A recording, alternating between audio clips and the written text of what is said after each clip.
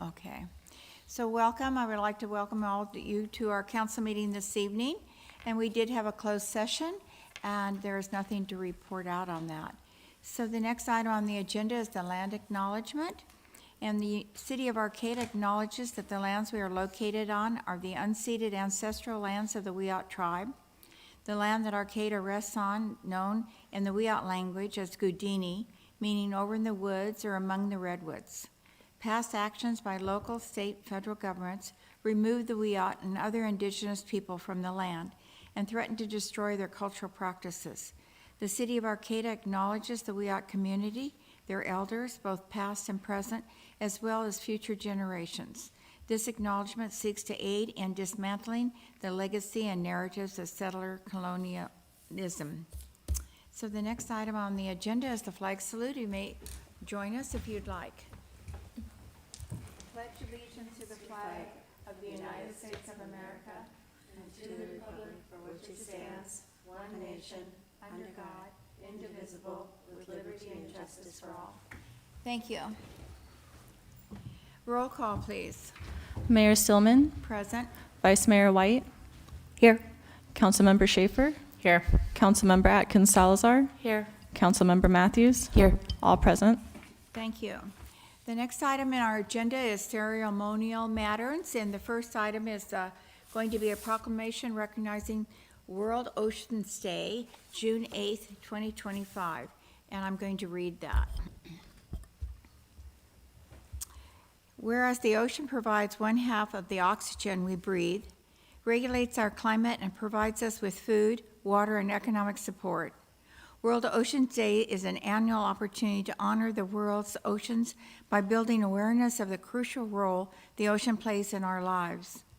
And whereas the people of Humboldt County can help protect our ocean's future by partnering and volunteering with local schools, organizations such as Surfrider Humboldt, the North Coast Environmental Center, Humboldt Waterkeeper, and whereas the City of Arcata's Environmental Services Department also organizes opportunities year-round to help clean our creeks and improve watershed health by keeping trash from entering Humboldt Bay, thus reducing the impact of marine debris on ocean ecosystems.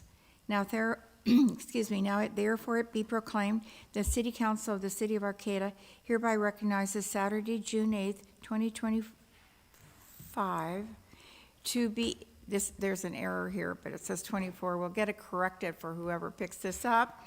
To be the World Oceans Day in Arcata, and encourages the community to participate in coastal and watershed cleanups days throughout the year. And it's dated June 4th, 2025, and is signed by Alex Stillman, the current mayor of Arcata, me, and accepted by Nicole Collins. So thank you.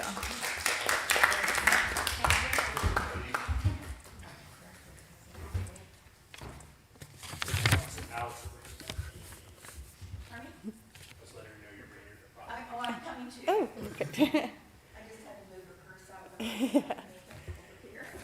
So, I noticed it has the wrong date. Okay. We can get it out if you'd like. Thank you very much. Yes, thank you. Thank you. Hello, my name is Nicole Collins. I'm a Humboldt County resident and the Ocean Friendly Restaurant Coordinator for the Surfrider Humboldt chapter. On behalf of Surfrider Humboldt, I want to extend our sincerest thanks to the Arcata City Council for this World Oceans Day proclamation. For those unfamiliar, Surfrider is dedicated to protecting and enjoying the ocean, waves, and beaches through a global network of activists. In celebration of World Oceans Day this Sunday, June 8th, I would like to encourage you all to spend time on our beautiful coastline and know that Surfrider works tirelessly to protect it. If you would like to join us for any of our upcoming events or volunteer with Surfrider, you can find our calendar at humboldt.surfrider.org. Perhaps after the beach, you can visit one of the local ocean-friendly restaurants registered with our foundation. The Ocean Friendly Restaurants program is where establishments commit to making eco-friendly choices, primarily eliminating single-use plastics as a way to protect our oceans. Our current ocean-friendly establishments include Six Rivers Brewery in McKinleyville, Northtown Coffee here in Arcata, and Los Bagels. We'd like to thank those businesses for partnering with us on such an important cause. With rising interest and with the help of Arcata's commitment to the environment, we hope to grow this list largely. If any Humboldt restaurants are interested in becoming a Surfrider ocean-friendly restaurant, they may also visit our website at humboldt.surfrider.org. Thank you again for championing this cause. I hope to see you on the beach or at one of our ocean-friendly restaurants this weekend. Thank you very much. A proclamation designating June 8th through the 14th, 2025, the Week of the Oyster, and Councilmember Schaefer will read that. Thank you. The Week of the Oyster, whereas the Arcata Chamber of Commerce, to showcase Arcata's relationship to its high-quality water resources and the Arcata and Humboldt Bays, is producing its 35th annual Arcata Bay Oyster Festival on Saturday, June 14th, 2025, to be held on the plaza and throughout Arcata. The Arcata Chamber of Commerce recognizes the city of Arcata and the city of Eureka's significant efforts to improve and maintain water quality in Humboldt Bay, which supports aquaculture, plant and fish populations, and many recreational activities. And whereas our local aquaculture industry farms over 450 acres of Arcata Bay to produce the highest quality and largest quantity of oysters in the state of California. And whereas the Arcata Chamber of Commerce's Arcata Bay Oyster Festival typically attracts visitors from all over the nation and the state of California to enjoy our natural bounty, culinary talent, entertainers, and downtown ambiance. This event is an important showcase for our community and contributes significantly to our local economy through tourism while increasing awareness of local resources, conservation, and our city's unique identity and varied hospitality services. And whereas this year, the entire community, young and old, families and singles, are invited to attend this event on the plaza, featuring live music from 10 a.m. to 5 p.m. on Saturday, June 14th. Participants are encouraged to dance the day away, taste the unique culinary creations, join the oyster calling or shuck and swallow contests, try the children's activities, and more. There will also be a map showcasing where to find your favorite oysters and artisans, local wines and spirits, and thousands of revelers celebrating our wonderful town. Now, therefore, be it proclaimed that the City Council of the City of Arcata hereby designates June 8th through 14th, 2025 as the Week of the Oyster and encourages all community members to enjoy the food, fun, music, and frolic at the Arcata Chamber of Commerce's 35th Annual Oyster Festival on the Arcata Plaza, Sunday, June 14th. Signed by Mayor Alex Stillman, and I do not see JD here to accept it, so we will make sure that this gets to our folks at the Chamber. You just pass it down to me. Keep it. There we go. Passing it down. I will speak on it for a second. No, I will also be hosting the oyster calling contest again this year, and I'm very excited about it. So come bring your best oyster call and let me hold a microphone so you can scream into it. And I don't know, tell us what sound an oyster makes. Cheers. And I always work the merchandise booth, so be sure to come and buy your T-shirt or your sweatshirt. So the next proclamation is recognizing 2025 as National Alzheimer's and Brain Awareness Month, and Councilmember White will read that. Thank you. Thank you. Whereas there are more than 7 million Americans living with Alzheimer's dementia today, a figure that is expected to grow to as many as 14 million by 2050 if scientists do not develop a cure or an effective treatment. And whereas 1 in 3 seniors die with Alzheimer's or another dementia, it kills people more than breast cancer and prostate cancer combined. Between 2000 and 2022, deaths from heart disease have decreased 2.1%, while deaths from Alzheimer's disease have increased to 142%.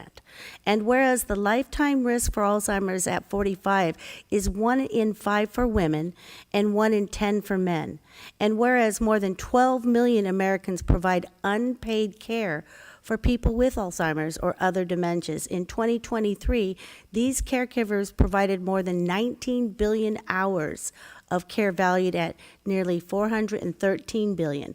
And whereas Alzheimer's disease is a local issue, our friends and neighbors need access to support, services, resources to lessen the disease's impact. In Humboldt County, it is estimated that 3,439 people currently live with Alzheimer's and related dementia. There are another 8,500 caregivers who are caring for a loved one with Alzheimer's, and whereas 4 in 5 Americans feel optimistic about a new Alzheimer's treatment in the next decade, and 92% of Americans would want a medication to slow the progression of Alzheimer's following a diagnosis. And whereas June, the Alzheimer's Association invites Humboldt County residents to participate in the longest day on June 20th. and held annually on the summer solstice, the longest day, invites participants to fight the darkness of Alzheimer's through a fundraising activity of their choice or by wearing purple. Now, therefore, it be proclaimed that the City Council of the City of Arcata recognizes June 2025 as Alzheimer's and Brain Awareness Month. The City Council thanks Alzheimer's Association for providing service to people and families coping with dementia, dated June 4th, 2025, by our Mayor, Alexandra Stillman. And this will be accepted remotely by Kim Coelho, Community Engagement Manager of the Alzheimer's Association of Northern California and Northern Nevada. I do not see Kim online right She's now. not online. We'll make sure we get that to Kim. Well, thank you very much, and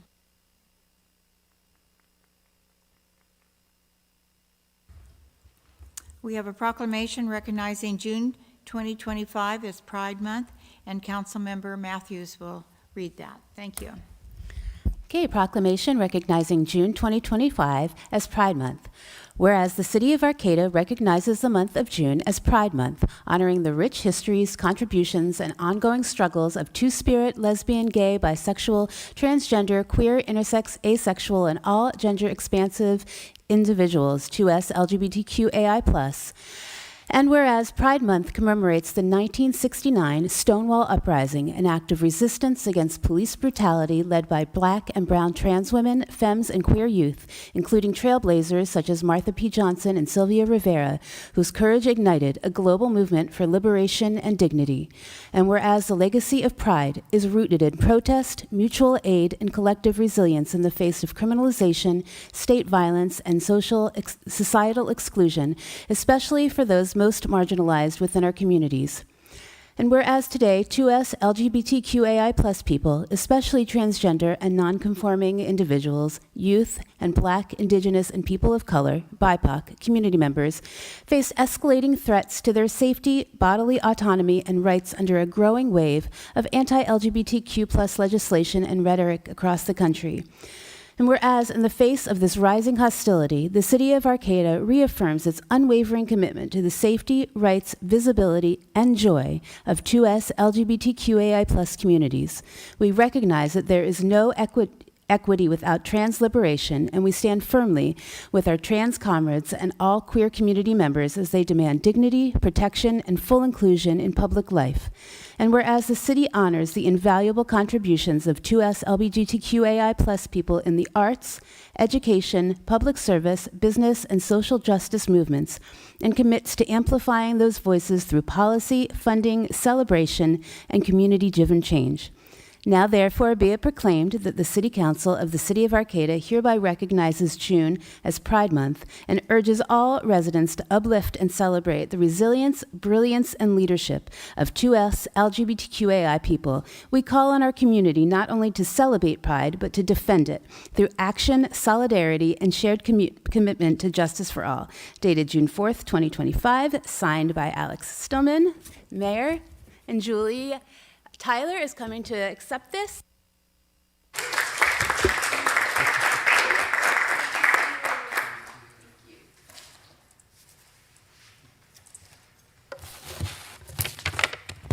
Good evening. My name is Julie Tyler, and I use they/them pronouns.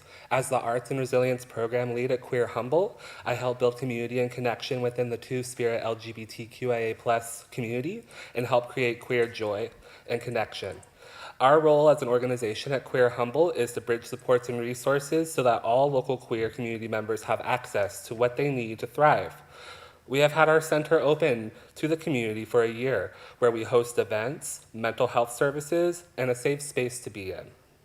We chose to establish our center in Arcata because of the strong commitment we have experienced from the local government to support our community. More than ever, it's crucial that queer and trans community be supported during this political movement.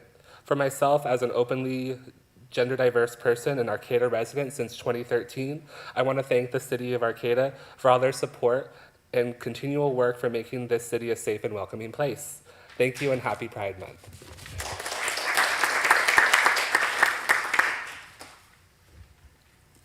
So now we'll move on to our annual report from the Parks and Recreation Committee. And we welcome you as the chair of the committee. Shelton, please. Thank you. Thank you so much, Council, for having me here today. The Parks and Rec Annual Report, it's an amazing document. We see it every year. It really helps to sum up the scope of work that the Parks and Recreation Department does in a year. It also goes well beyond what comes in front of the committee during the course of our meetings. This year in particular, I think the document really helps to highlight the increased demand on our parks and facilities. Last year, the Parks and Rec Committee really supported and prioritized the effort to care for and maintain the infrastructure that our city currently has. And with the generous support of the council, both part-time and full-time work was added to help meet this increase in demand. Thank you so much, council, for that support. An important job that I think the committees and commissions have is to act as a conduit with the community. It's just another way that our city communicates with our citizens, and this communication can flow both ways. It can be positive and negative, but oftentimes I think that as a community we forget to celebrate our wins. And I think that's really important, and some of them outlined in this document. In 2024, the Recreation Division offered a full summer camp program schedule for the first time since emerging from the COVID-19 pandemic. 2024 also saw several parks and facilities capital improvement projects, including the completion of Carlson Park, at which the city is looking forward to offering an inaugural Camp Carlson this summer.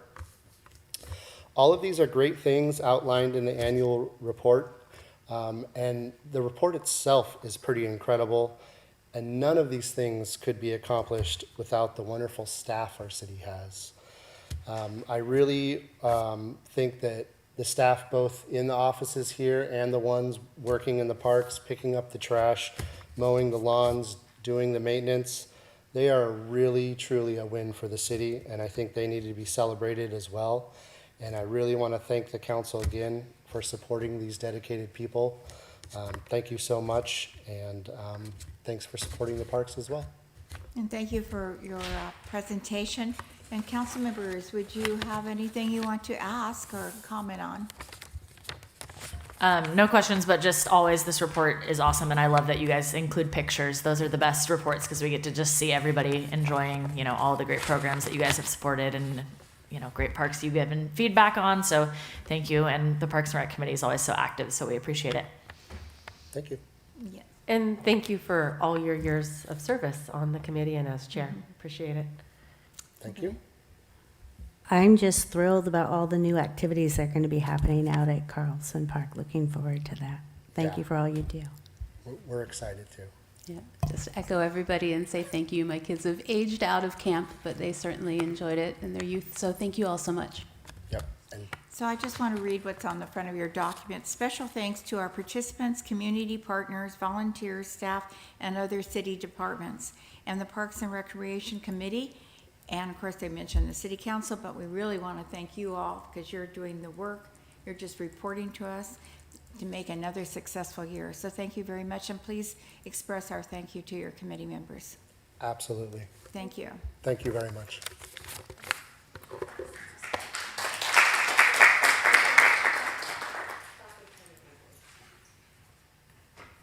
We're moving on now to staff reports. All reports shall be specifically limited to city business and shall not request or lead to actions by the council at this meeting. A, receive a presentation regarding flash vote from the city manager, Merritt Perry, and B, other staff reports. May we turn it over to you, city manager? Thank you, Mayor Stillman. So I first heard about Flash Vote a few years ago, and I was kind of interested in the range of applications that it could have for local government. Sometimes it can be challenging for local government to get public input from a broad spectrum of the community. And I routinely hear from a large cross-section of people, but that we don't often see at the council meetings. And so really just think about Flash Vote as a way to reach out to more people and get more inputs. A lot of people are really busy in their daily lives and don't always have time to come to a council meeting unless they feel very strongly or something or about something or they're personally affected. And so this could be a way to get input from more people who have an opinion about the city but aren't passionate enough to be able to come to every council meeting or come to the council meetings. We discussed using Flash Vote at one of our directors' meetings, and we identified a large number of projects that could benefit from that. We have a lot of projects coming up where we're going to be seeking public input, whether it's the creation of a community center, whether it's the reconnecting communities, where we want to hear from the public on transportation options, or whether we just want to hear from the public on what the priorities of the city should be. So we're not looking to replace the traditional ways that we've gone about that. Staff does a great job on organizing workshops, using social media, doing direct outreach to people, but this would just be one more way that we want to try to bring more voices into what we're doing in the community and get a diverse range of input. And we're not, as it says on the, as Mayor Stillman read on the staff report, we're really not asking for any action from the council tonight. There is money in the budget for the draft budget for next year that could be used for this. But I just wanted to take this opportunity to be able to get feedback back from the council on whether or not you think it would be a good idea to pursue this moving forward. And we have Jason Race, with Flash Vote, who's going to give a presentation for us, and then when he's done, you can ask questions, and if you have any, I'm just looking for general feedback of what the council thinks of this as another outreach tool. So with that, Jason is on Zoom, and I will hand it over to Jason. Awesome. Thank you, Mr. Perry. Confirming you can hear me okay. Yes. Yes. Awesome. Thank you. Let me switch the screen here so I'm not staring at myself. Really appreciate being here. I have to say this. This is potentially the most positive, grateful, and inclusive council meeting I have ever attended. And I've attended quite a few. So I commend you for that. What an amazing thing you're doing here running the city. That said, I'm here to support Mr. Perry and the city, ideally to kind of present Flash Vote in a way that's personal and conversational, and make myself a resource in this moment to answer any questions you might have about how it works, what its benefits are. I can obviously show examples if we want to get that deep into it, but at a baseline where Flash Vote steps in and complements everything that a city does. If you think about where your input comes from, as Merritt kind of commented on, you have your channels out there, your social media channels, which are full of comments flowing in and suggestions flowing in. You have people attending council meetings and sharing their thoughts and feedback. You have people coming to the city and writing directly to their representatives. You have people in person events and focus groups and things that you might facilitate from a community perspective. All those channels are great forms of engagement and are important for you to build connections in your community. Where we find a line gets met, and hopefully Flash Vote takes you over that line, is when there are decisions that need to be made or that queued up, outcomes you want to achieve, challenges you might be crossing, or things you even want to test as whether or not they're an actual problem. The challenge becomes those channels are, as Merritt described, they're usually the people who have an interest in the topic.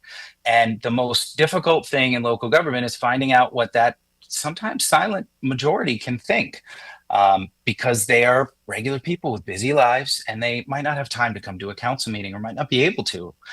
There are people who choose not to participate in social media. So how do we get those people involved? That's where Flash Vote comes in. It's not as hard, if I told you, it's not as hard to get your entire community involved.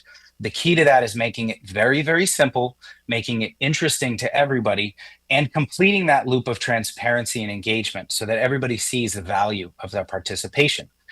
Flash Vote, as its core, is a scientific approach to surveying where we establish a panel in your community that's promoted through all channels. It's fully inclusive and open to anybody to participate. When you register, you do identify yourself. However, you remain anonymous in the system. to the city. So you are counted in the percentage data results, but the city does not know the individuals that are in the panel. So in that way, it gives residents a really safe place to participate and give their feedback on important decisions that are being made. Flashvote remains as an extension of your team to help promote this channel through all the channels you have and get as many people in the panel as possible. Panel's always open, so people can sign up for it anytime.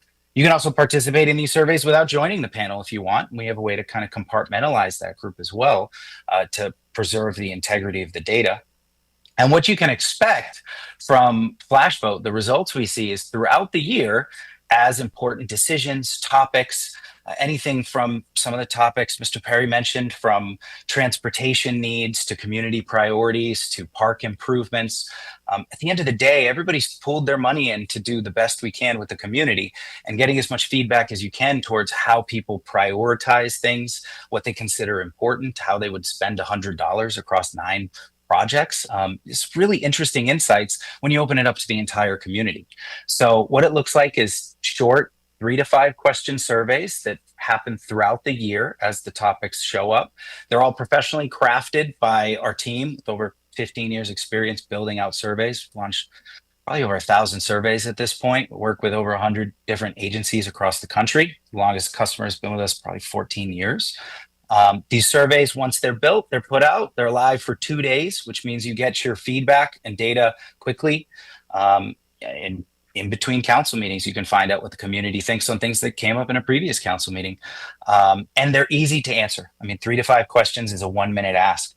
So when people sign up, they're signing up because they care. And you only have to care a little bit to take a 1-minute survey, but your data means a lot because it's counted towards understanding how people prioritize things and think about decisions in your community. So with that said, I will open it up to questions, thoughts, concerns. I'm here as a resource to you to help better understand and kind of process how this could be a benefit and a complement to everything you're doing in Arcata. I do have some thoughts or comments, but we'll start over with you. You have none? What about you? I'll just make a comment, I guess. I mean, Please. Or just a general comment. I mean, when we did the survey for Measure H, it was the same price as a subscription to this for 6 surveys a year, and they can be in Spanish. And is that correct? Yes, it has Spanish capability, and that's something that we've included in our quote, but it might be good maybe just to run through an example. We don't want to spend too much time on this tonight, but really just to run through how it works. One of the things that's compelling for people to participate is when somebody does respond to a survey, then they have access to all the results, but a lot of people are compelled because they want to see what the rest of the community is thinking. And so that's one of the interesting things to get the participation as well. But anyway, I don't know, Jason, if you wanted to run through or you had anything else you wanted to show the council about, an example or just kind of what kind of data we get from one of those, and unless the council has any other questions at this I point. did. Yeah. Please. I have questions too. Okay, so my question is, it's only 6 in a year, and it can include Spanish. I'm wondering if that Spanish engagement counts towards the 6, or is it just count as one bilingual flash vote survey? And then my other question is, you talked about a 1-minute survey. Can you do something more in depth? Great questions. When it comes to multilingual, we actually have flash vote in, I think, 18 languages at this point. The language, you can think of it as a language experience. So from start to finish, somebody signs up for flash vote in this case, let's say Spanish. The surveys come in Spanish. They're professionally translated, human translated. The results are then delivered in Spanish to them, shared back to them in Spanish. So it's end to end in that language or any languages that you want. So the language options, the multi-language experience is available. It's probably the only add-on, if you really think about it, that we have, aside from maybe employee surveys or something like that. And those are available at any time. Does that answer your language question? No, I wanted to know if it counts towards the 6, yes. or is Yes. it integrated as just one bilingual flash vote survey? Yeah, I'm sorry. To clarify, every survey that goes out will be in English and Spanish. So you'll do 6 surveys, up to 6 surveys a year, and every single one of them will be in English and Spanish, or English and whatever other languages. Or any other languages. And then my second Correct. question was about the 1-minute survey. Can you do something more in depth? Yes, great question. The 3 to 5 question format comes from 18 months of research that we did to see what is the ideal format to get the highest response rate and participation. Our job as survey experts and extensions of your team are to talk to you about the problem you're trying to solve or the outcome you're trying to achieve, and ideally design 3 to 5 questions that get you data to help solve that problem. If we find ourselves in a position where we absolutely need more questions, the way we have approached that is to offer additional questions as an option for someone to continue the survey. But I do want to put forth our model is very much built on the premise that it should not be difficult or time consuming for a resident to participate in decision making. So the onus is on us to keep those surveys short and easy to take so people can take them. And I can assure you, you can get a lot of data. We've had surveys handed to us, said, here's the survey we want to do. It's 20 questions. We get it down to 3, and you still get that much data, if not more. And it's all about how you engineer a survey to get you that data back and tell a story, as well as how you use all the filters that are built into the system. Thank you. Thank you. Thank you. That absolutely Yeah, you're answered my welcome. question. Would you like to? My question, thank you for the presentation, and I am excited about this because I think that the more way we can engage folks, the better, and especially as new technology comes out, I think it's important for us to take advantage of it. But I'm wondering if it's limited, like how do we, like our demographic, is it Arcata specific, or could like anybody sign up for this? Yeah, great question. When the panel is available, so we kick off the project and now it's time to promote the panel. The panel is open. Technically, anybody can sign up for your panel. However, in signing up, we do require a few things. We require a name. We require an email address as a unique identifier. We ask then for an address, and 90% of people give an address, 90-ish% of people give an address, and they also validate their address. And by doing that, what it does is it allows us to invite the potential to geocode results to things like your city boundary and look at all locals who answered your survey only, or to divide it up into districts and look at how the districts answered. We've even used GIS map layers in that way and the address metric to look at a project specifically. Let's say it's a park and there are people who are within a mile of the park and people who live outside of a mile of a park. We've used that to say, is it the neighbors who feel a certain way, and is that way different than everybody else, or is it the same? So the address is a key input there when people join the panel that allows us to include them as a resident, as a member of a district, or filter data as we want. Few other metrics or things that are asked there. Do you rent or do you own? Are you a part-time resident, full-time resident? We have those filters in there that allow you to look at the data in different ways. Age demographics, so we ask for a year of birth, not a birthday, but a year of birth. And it's a good time to mention too that when people sign up for Flash Vote, their data is with us. So we have a policy, no, we only work with public agencies, no spam, no selling. We don't use data for anything. And we've actually paid money in lawsuits to not provide data. We don't do that. Okay. We honor data up to California Protection Act, Data Protection Act standards, all the way up to almost GDPR level. That said, the city itself also will never see individuals in the panel. You'll see the makeup of your community. You'll see the age distribution. You'll maybe even see the district distribution. And in that way, you can also kind of try and target certain pockets, get them to participate more. But ideally, that's what brings that kind of safe environment and that anonymized kind of third party view, which people really like and embrace. And like Merritt said, everybody at the close of a survey after 2 days gets the access to the survey. It's a public record. It's online. It's a web page. I can show you surveys from 2013 that are still live online. Seeing those results allows them to say, well, I thought this, what did the community say? And it's a really neat way to help kind of bring the community into how decisions are made oftentimes, and how they should be made with the kind of perspective of what does the whole community think. And it also, to Merritt's point, drives a little bit of FOMO. You want to see what the results are. So you're going to want to take that survey. So that's really how that works. Did that answer your question? Yes, thank you. You're welcome. And Sarah? It also answered my question. And So so, what was yeah, it? I'm I curious. was just going to ask, what data do you guys gather and how is it used and protected? And you very much answered that. And the only other thing I would just add for staff is that, this sounds very interesting to me. I think that, being able to use technology as a tool to gather more information is always the way to go. And we are kind of in a new era, and the old-fashioned stuff works really well, but trying something new is a great idea too. And so I would just like to see, physically, because I like to have something in front of me to read and mull over just of price and proposal and what, kind of we get for what we're paying for. And yes, 6 surveys, but how is that laid out and how does that work with staff and all of that kind of general stuff? Yeah, and thanks. I'd be happy to bring that back when we bring a proposal. We bring the proposal forward in the contract in the next fiscal year. And I'll just point out one of the interesting things too, as I was going through this, thinking if it would be useful for the city. They have a library of other surveys, and it was really interesting to run through some of those with Jason and Kevin, who's one of the co-owners of the company.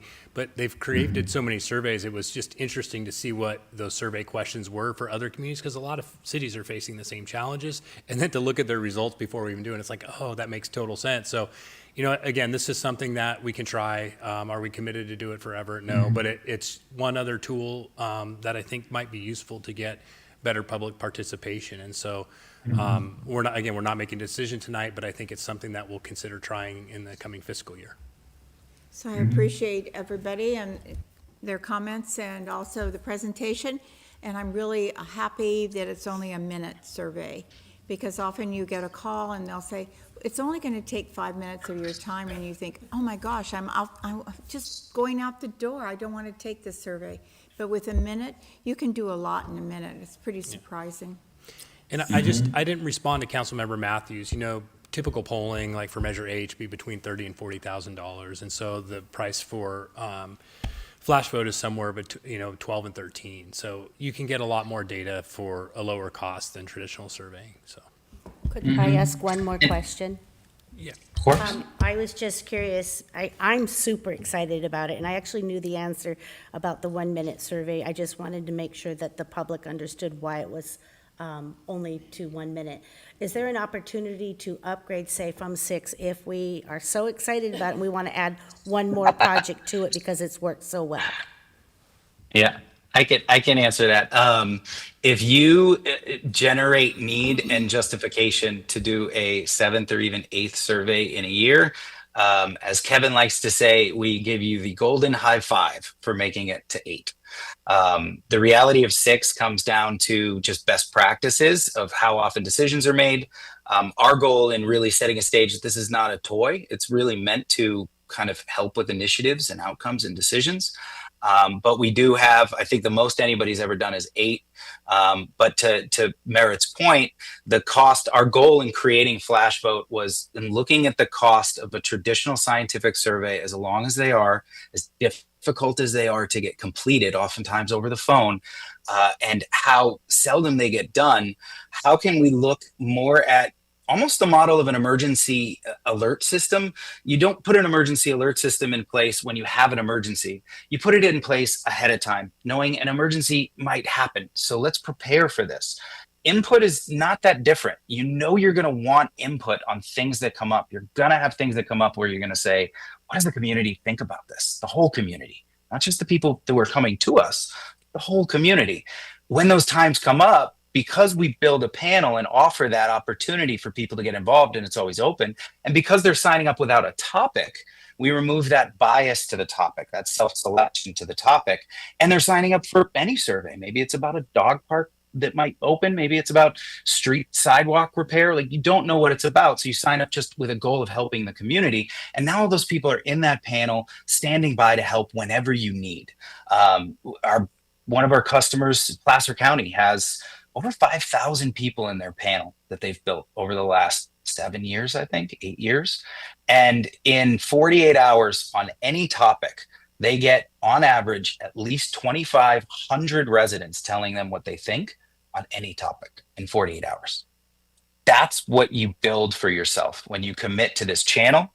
You promote it to your entire community and say, this is how we want to listen for the answer, not to you, because it's important to listen to you, but listening for a solution is a little bit different type of listening. So go here, participate, so you can help be one of those people who gives us input on how we should make that decision to your best interest and to your benefit most. And that's kind of the model and how it really works in its form. So I assume some are yes and no answers, and that some of them may have allowed somebody to make a comment or two. Yeah, as we Yes. engineer, there are very few actually that are yes and no questions. Okay. Yes and no questions are sometimes dangerous because they can be weaponized. Like, we all said yes to this. Why aren't you going to do it? That's not our intention. Our intention here is not a census where everybody's casting. Despite vote being in the name, I get it. It's not that. Where our questions succeed the most is in understanding mostly prioritizations and trade-offs.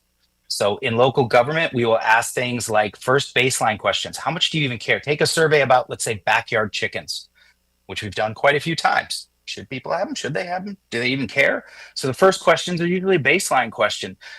Before reading this, how much did you know about whether they were allowed in Arcata, let's say?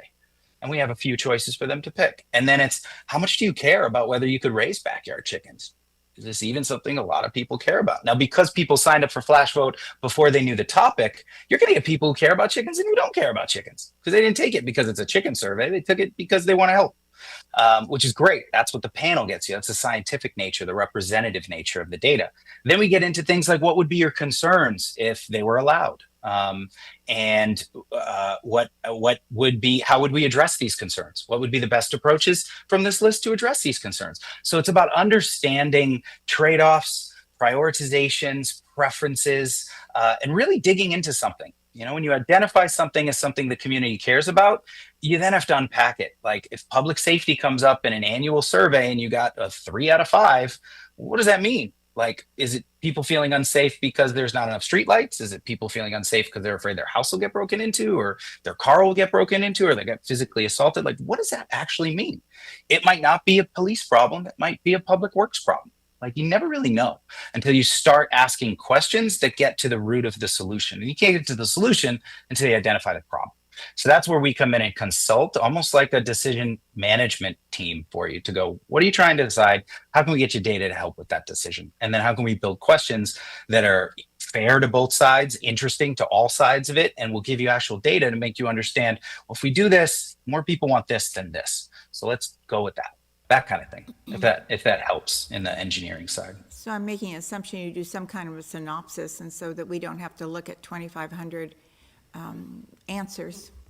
Oh, yes. The report that goes out at the end of the survey, after 48 hours, you get a copy of it. Everybody gets a copy of it.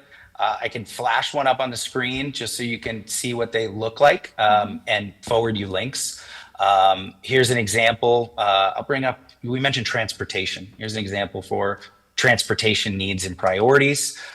You'll always see how many people were in the panel. So in this case, it was 850. 503 took this particular survey in 2 days. So that was 59% completion. This one was interesting because we had 128 others. So that means 128 additional people took it when it was live. They weren't in the panel, but they saw the topic and they took it because of the topic. And that usually indicates it's a hot topic, an interesting topic, or something that might spark a little controversy sometimes. So we separate out the others because they knew the topic and they usually have, an intention in participating. But then you have your filters, which you can look at it from different owner, residency, age, gender, city quadrants, member panel, etc. You get to, and all of those are configured to your city preferences. In the last 12 months, which of the following have you done? So understanding from a transportation perspective, which of these things are the biggest, most used forms of transportation across all the ones that people could use in the town. This is such a better format than an annual survey that divides all of these into their own section and assumes that people care about each one of those sections equally, which they don't. So that data always tends up being a little flawed in that way, because you might get a low score on biking because you didn't survey enough people who bike, right? So prioritizations. What are the main reasons why you don't walk or run more often? So in this case, I think they were looking at a potential to invest in more running trails and more kind of outdoor commuter areas that were like for physical fitness, not for cars. So distance is far, terrain is hilly. Now you did mention comments. A lot of times a question will have an other, and people have the opportunity to put in comments. We filter them for profanity and for the 4 or 7 different things that you can't say because they're illegal. And we're smart about that. We've been doing it a long time. They're all anonymized. And then we always say, don't count comments. If there's anything you take away from everything we're saying tonight, you don't count comments. So when it comes to engagement, you're either getting comments or looking at percentage feedback, looking at percentage values. We're the percentage values part of that. One of the main reasons you don't bike or ride, so understanding what's keeping people from doing the activity. How would you spend $1 across the following priorities? Repair streets and potholes, add new car lanes, add bike lanes. So we may have been looking whether or not bike lanes would make the community happy. Maybe you had 3 people at a council meeting being like, we need bike lanes, we need bike lanes. And you're like, do we? I don't know. Let's ask the community. And we do a survey and maybe we find out, people want the potholes fixed before they want bike lanes. So these are ways that we can really find out and reach cast a wider net of people who both care and don't care about the topic, but have all chipped in for the solution, from an investment perspective. Well, I appreciate it, and thank you so much for your presentation. I think it's really valuable, and we could see what would happen at the end. So thank you. And would you like to Very conclude welcome. this, or how would you No, like I think I got the feedback that I need from the council, and it looks like something that we'll consider trying in the next fiscal year. Thank you, Jason. So thank you. You're very welcome. Thank you for the opportunity. So the next item on our agenda is other staff reports, and do we have other staff reports this evening? No other staff reports. No? Okay, thank you. We'll go on to oral and written communications. It's early, time limited. The City Council values your comments. The public comment period allows people to address the council on matters not on the agenda. This early section of public comment is limited to 15 minutes, and the speakers are limited to 2 minutes each. If you prefer to have a full 3 minutes of the time for your public comment, this item is continued at the end of the meeting under item number 12, where speakers are granted 3 minutes. Please know that pursuant to the Brown Act, the council cannot discuss or take action on items not listed on the agenda. The council may respond to statements. There will also be time to provide public comment and specific to each item on this agenda. So thank you. So from there, we'll go into public comment. So we thank you for coming forward and speaking. Good evening. Hi, I'm Dico. I'm here to ask for support of the Sister City project with Arcata and Gaza City. That's all I have to say. Thank you very much. Next speaker, please. Hi, I'm Sean. I'm here to also speak on behalf of the Sister City with Gaza City. I wanted to update you guys on some things that we've just recently done. In the past week, we raised about $5,000 to feed children in Gaza City this Friday for Eid al-Adha. So it's a very sacred day for Muslims, and because of our efforts with the Sister City Project, many children will be able to have food that they may not otherwise have been able to have, and activities there. So we're happy to have been able to do that in such a short period of time, and just really want to encourage you guys to get engaged with what we're up to. Come to the Palestine Talking Corner, check out what we're doing. We have a monthly bike ride, 3 o'clock.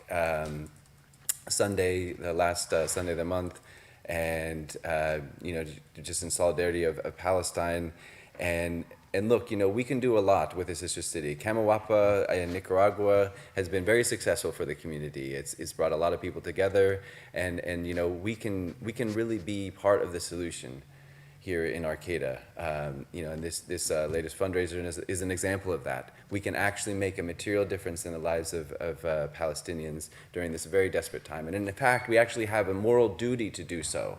to do what we can to stop genocide. And so, let's not equivocate anymore. I commend you guys for wanting to engage with the community. I want to believe you guys, are also interested in engaging more with us. And this survey is not, when there was a comment about it, not hearing as much from the noisy people. Looking around, I'm looking who else is noisy around here. But anyway, thank you so much. Appreciate it. Can I ask a question before we get started?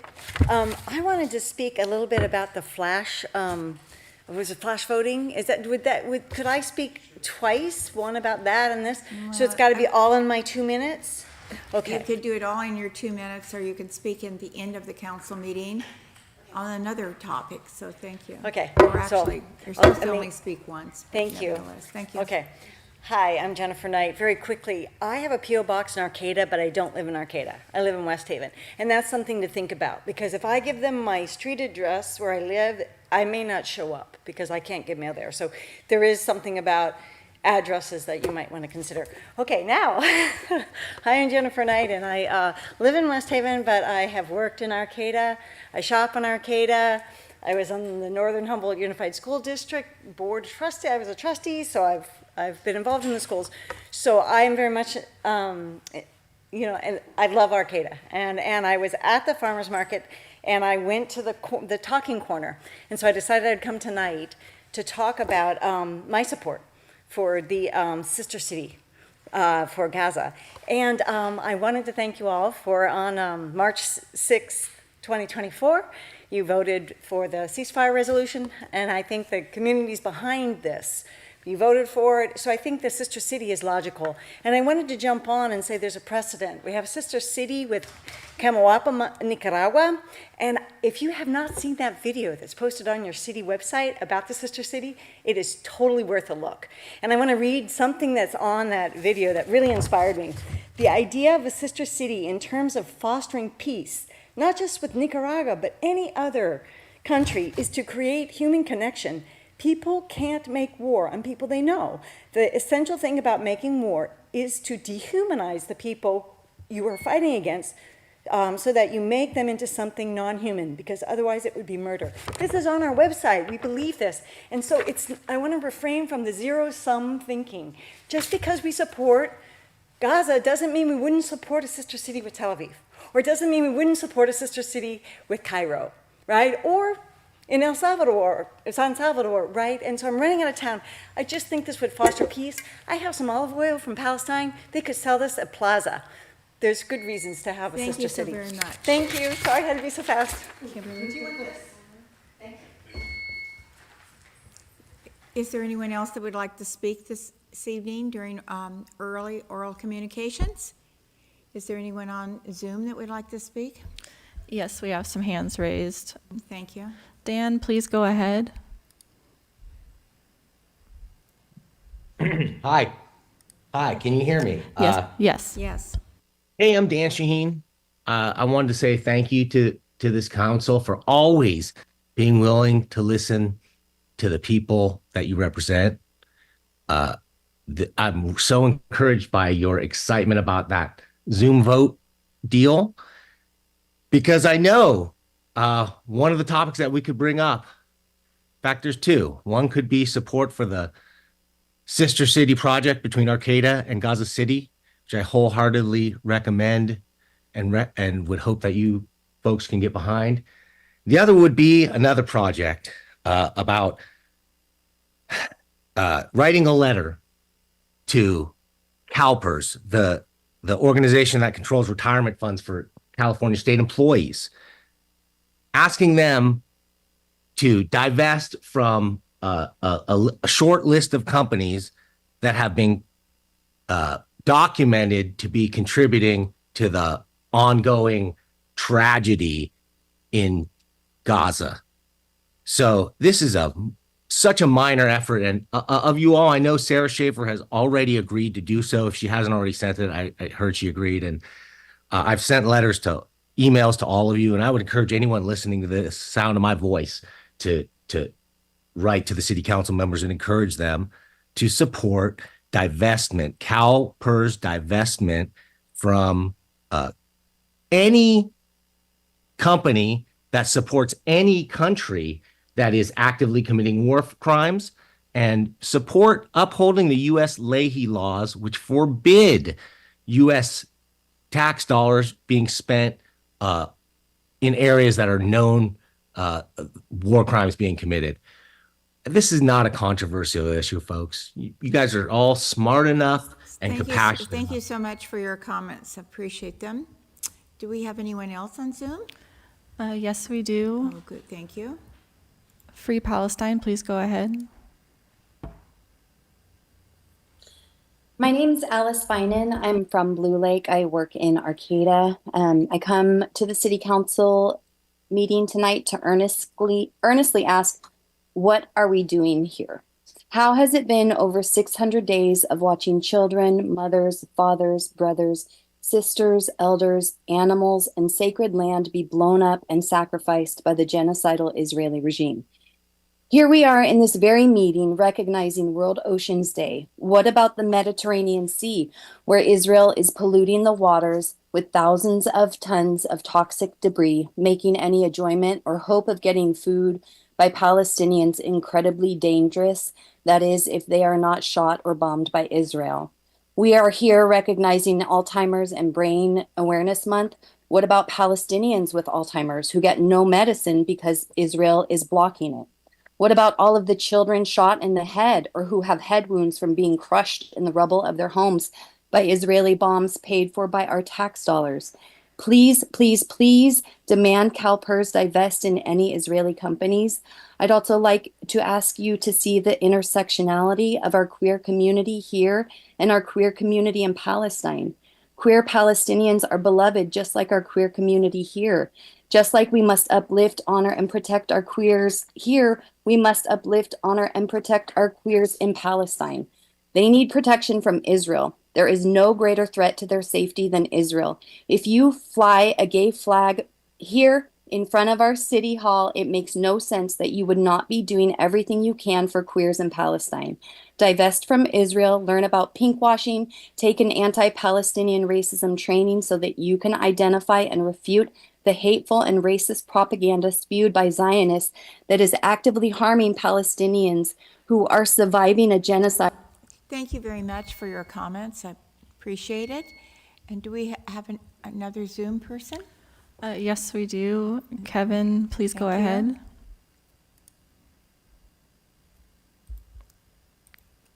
Kevin Klein, please go ahead. Can you hear me now? Yes. Hello, council members, Mayor. On June 18th, you'll vote on using community development block grant funds to help Danco purchase the Rogers Garage site from the Johnson's Corporation. I and many others came a few weeks ago to share our concerns, all of which I still have. And tonight, I want to share just a few of the questions that have been keeping me up at night since learning about this project.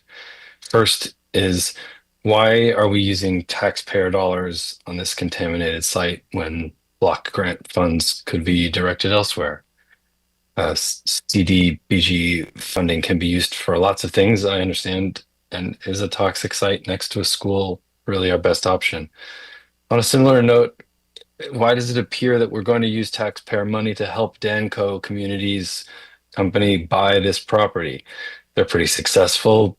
Perhaps they don't need our tax money more than other sources or other recipients. And I find myself earnestly wondering and worrying if you, the council members, and Mayor Stillman are taking this seriously. With all due respect, truly, big projects are complicated. I'm just a regular citizen, and it's hard to know if we are being heard. It's significant because the most difficult question plaguing me is what I'm going to do if this project does begin and my neighborhood and my home is potentially contaminated due to that. I'm worried, and I'm worried that every dollar committed now makes it harder for you to make better choices later. So please commit to proper environmental review, consider other options, and ask yourselves, can we really justify this risk with a clear conscience. Thank you very much. Thank you. Do we have another speaker? Yes, we do. Ellen, please go ahead. Hi, City Council. I am here to ask you once again to send the letter to CalPERS. Sarah, thank you for leading the way. It is day 607 of this Holocaust. Today, at least 60 Palestinians were killed in Gaza. There was an overnight airstrike from Israel on the school/shelter in Khan Yunis, which killed at least 18 Palestinians, including children. I could go on and on and on, but you already know everything I'm going to say. You are invested in CalPERS, which is invested in genocide. Your constituents do not want that. Please send those letters. As one of the noisy people, I keep coming back to these meetings and talking to you, not because I like it, I actually really hate it. But you aren't listening to me. We keep coming back because you ignore us. And I don't believe that you want to hear from more people. I just don't believe it. I think you want to not have to answer emails and be able to write off those of us who show up as just some noisy minority. We are all moms and dads and have families and jobs and we show up because it's important, because you need to hear us. And yet you ignore us. And so we're going to keep showing up. And by the way, I don't know if you've noticed, but I've noticed for the sister city in Gaza and for this CalPERS letter, I've seen new people come every single meeting to ask you to do this. It's not just the same people. This is very popular. Why are you ignoring such a popular? I mean, we've been coming to you for 21 months, and we will keep coming to you, and we will keep bringing this up. Please send those letters to CalPERS. Confirm to all of us that have been asking you that you've sent those letters. Thank you very much. So I wanted to ask if we met our 15 minutes. Yeah, we're at 14, so you could take one more, or we could go on with the Or you agenda. could take, is there another speaker online? There's several. Let's take one more, and then that'll conclude our 15 minutes. Thank you. Shannon, please go ahead. Hi, I'll be quick. First of all, Sister City, please do it. And please take advantage of any means you can. You need to poll the public to find that there's wide support for it. CalPERS, boycott, divest, and sanction Israel. Please do it. Again, take advantage of whatever poll you need to. The community is widely in favor of these things. And Merritt, I emailed you today and the city council members. I just want to say that noisy is an incredibly derogatory term to use to people that take their time to attend your meetings regularly. You should have the utmost respect for people like the people here in that room right now and that are calling here today. As Ellen said, we have kids, we have lives, okay? We don't just do this to bother you. So I would really refrain from using rhetoric like noisy about people that consistently attend council meetings. And third, I just wanted to remind all of you council members that there's something called a separation of church and state. And I really want you all to adhere to that. Whatever you choose to worship, whatever book you believe in, whatever you do in your personal life should have no inclination or implication in your professional life. Thank you. Thank you very much. And that concludes early communications. So we'll go on to the consent calendar. All matters on the consent calendar are considered to be routine by the City Council and are enacted in one motion. There is no separate discussion on any of these items. If the discussion is required, that item is removed from the consent calendar and considered separately. At the end of the reading of the consent calendar, council members may request that an item be removed for a separate discussion. Members of the public may comment on any item remaining on the consent calendar in the comment period before the vote. A, approval to waive reading of text and consent to read by title only for any ordinance on this agenda. B, approve the minutes of the City Council special meeting of May 14th, 2025. C, approve the minutes of the City Council special meeting, May 22nd, 2025. D, approve the minutes of the City Council meeting of May 21st, 2025. E, biweekly report on disbursements. F, adopt ordinance number 1578, an ordinance of the City Council of the City amending Chapter 3, Water of Title 7, Public Works of the Arcata Municipal Code. G, adopt ordinance number 1579, an ordinance of the City Council of the City of Arcata adding Article 11 to Article 11 to Title 4, Chapter 2, making it unlawful for any person in the city to sell, offer, distribute, or provide nitrous oxide to any person. H, adopt resolution number 245-50, approving the fiscal year 2025-26 annual report on Measure A special tax for all non-tax exempt parcels and directing that said fee be collected through the parcel tax rolls of the fiscal year 2025-2026. I, approve the purchase of in-car cameras for the police vehicles, including implementation, hardware, and a 5-year subscription service for Motorola in the amount of $164,934, and authorize the city manager to execute all applicable documents. J, approve an amendment to the contract for Isaac Sustainable Transportation Infrastructure, STI, Improvement Project Phase 2 with RAO Construction Company, Inc., in the amount of $83,793, and authorize the city manager to execute all applicable documents. K, approve sponsorship in the amount of the equivalent to the Plaza event fee of $2,575 for the Arcata Chamber of Commerce 4th of July Jubilee to be held on the Arcata Plaza on July 4th, 2025. Is there any item on the agenda the council would like to remove? I need to recuse myself from item K, please. And I would like to remove item E. I don't want to remove it. I just want to recuse myself. And I'm sorry, you wanted G too? No. E? I just need to recuse myself. Yes, I'm Yeah, we don't have to pull it. I just need to. okay. Let me understand. No, that's not true. Councilmember Matthews could abstain from the vote if she chose on that. Or did you? My understanding was that we would have to remove an item if someone was abstaining, since the consent calendar is adopted in one motion. And that's my understanding too, because I just spoke to the city clerk about that before the meeting began. So I would like to then see if the council would approve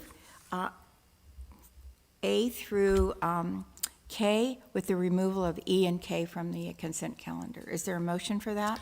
I'll make a motion. Is there a second? Second. All those in, okay, is there any public comment? See no one jumping up. All those in favor, please signify by saying aye. Aye. Aye. So we have item E, biweekly reports on disbursements. Do we have a motion to approve that? So moved.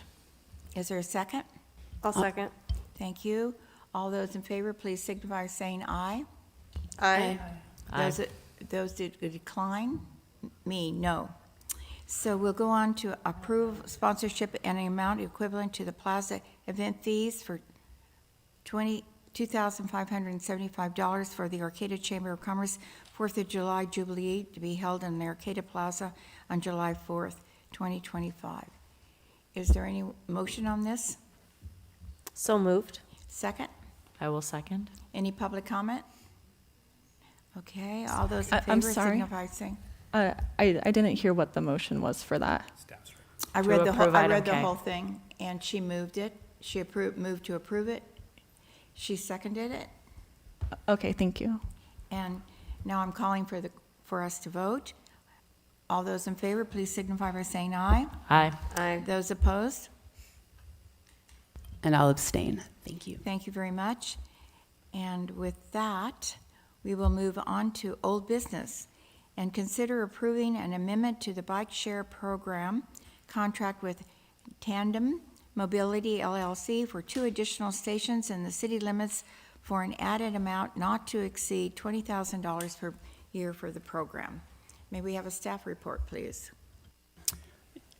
Yes, good evening, Mayor, council members, and the members of the public here. So the item in front of you is contract amendment with Tandem Mobility for our bike share program, but I just want to take this opportunity to give you a quick update on our bike share program so you know what we are doing with our bike share program. So before I start that, I just want to give you maybe quick background of where this program started. So originally our bike share program started in 2017 with Zaxter, a Zaxter company, and at that time we partnered with Cal Poly Humboldt, at that time Humboldt State, City of Arcata, and Co-op partnered and had 6 different stations throughout the city. It was funded by city funds, Cal Poly funds, and from Co-op. We had stations at the Plaza, at the Transit Center, 2 stations at Cal Poly Humboldt, 1 at Co-op in Arcata, and 1 at Co-op in Eureka. And that was a pretty successful program. We were getting a lot of ridership.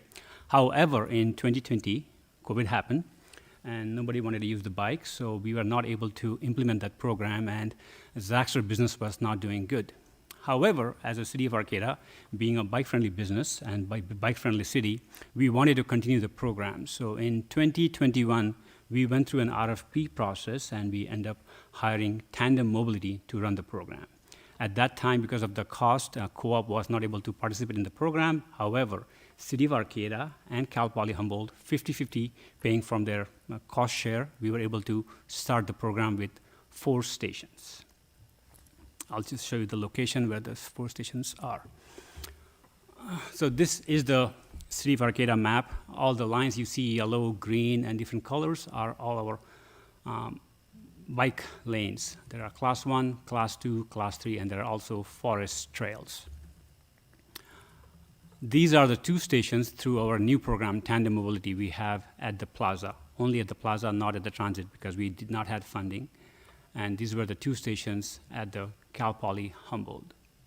However, in 2022, we were very fortunate, and we were able to have a funded project through Affordable Housing Sustainable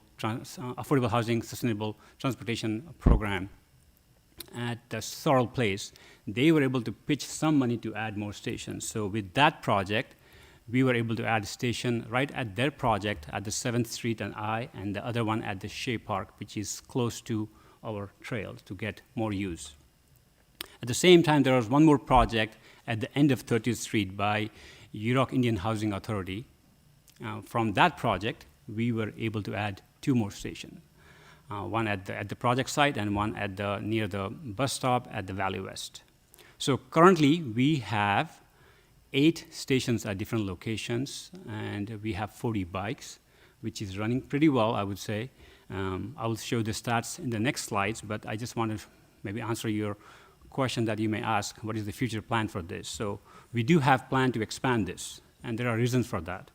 As you can see, most of the locations are in the core downtown and not in the outskirts. So we want to add 2 at the Cal Poly Humboldt Housing Project. I cannot see the name properly, but I'll try. Hanhurhu Maulik Housing Project at Cal Poly. They are adding 2 stations there. So this contract amendment is for that station, and we are not paying. Cal Poly is paying, but since we have the contract with Tandem Mobility, we are doing a contract amendment, and they will be paying for this. You'll see 3 more stations in future. We want to add 1 here on the west side, 1 on the east side, here at the Sunnybrae area, and this is at the end of 11th Street, and 1 at the Marsh. So this is within the city, and there should be 1 more here. There you go, here in the Alder Grove. And there is a reason for that, because in future there will be a trail, class 1 trail here right next to it, running along here, coming all along here, and then connecting to our Humboldt Bay Trail here. So it will be connected, so that's why it's a strategic location for bike share, so people could commute or use the bike share location, similarly for this location. And currently, we are working with City of Eureka and trying to convince them to have stations in Eureka. So when the Bay Trail is completed, from Arcata to Eureka, people will be able to enjoy our bike share, and they will be commute from Arcata to Eureka and Eureka to Arcata. So that is the plan. And here's a quick cost, how much we pay for the program. Cost of each bike is $1,800. We have five bikes at each stations. As you can see, combination of Cal Poly Humboldt, City of Arcata, which is we get funding through HCOG for our portion of bike trail, and then we have 2 projects. But this project had a timeline. This project will be expiring, and this funding through these projects through Affordable Housing Sustainable Communities Grant would be expiring end of 2026. So we are in process of applying grant application. I believe we will be getting that grant maybe hopefully tomorrow, and we will be able to continue this program for 3 more years. So we are very excited about that. And this is the stats, as you can see, though, definitely ridership is increasing in the last 4 years. Definitely, we have seen a growth. There's a big jump from year to year because we added more stations.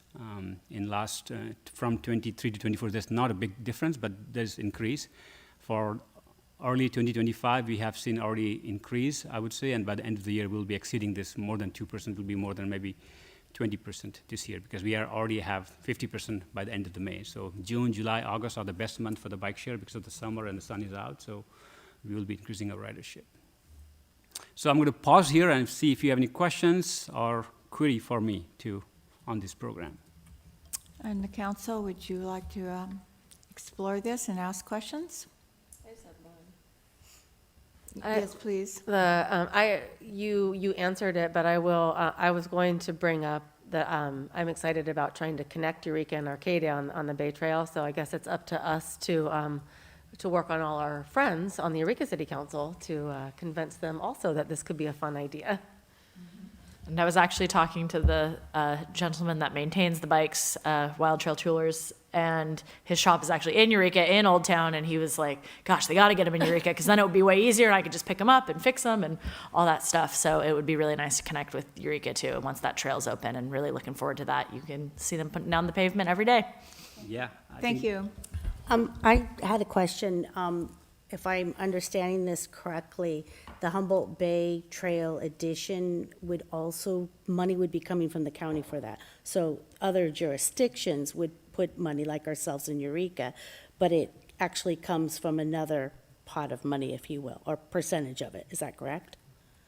The way currently it works, right now, the existing program, when we say City of Arcata, we are applying for the grant, so it's not coming from the general fund or any of our funds. It's coming through HCOG. We are applying for that funding, and we get that funding, and we use that.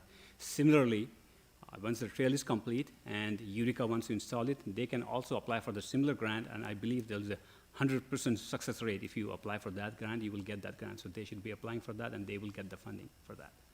Yeah. On the other way, we can do that as a City of Arcata. We could be champion and apply for them and get the money and put the stations there and have some sort of an agreement with them. Hey, let's do this. We want to do this, and we can push it. That might be a good idea.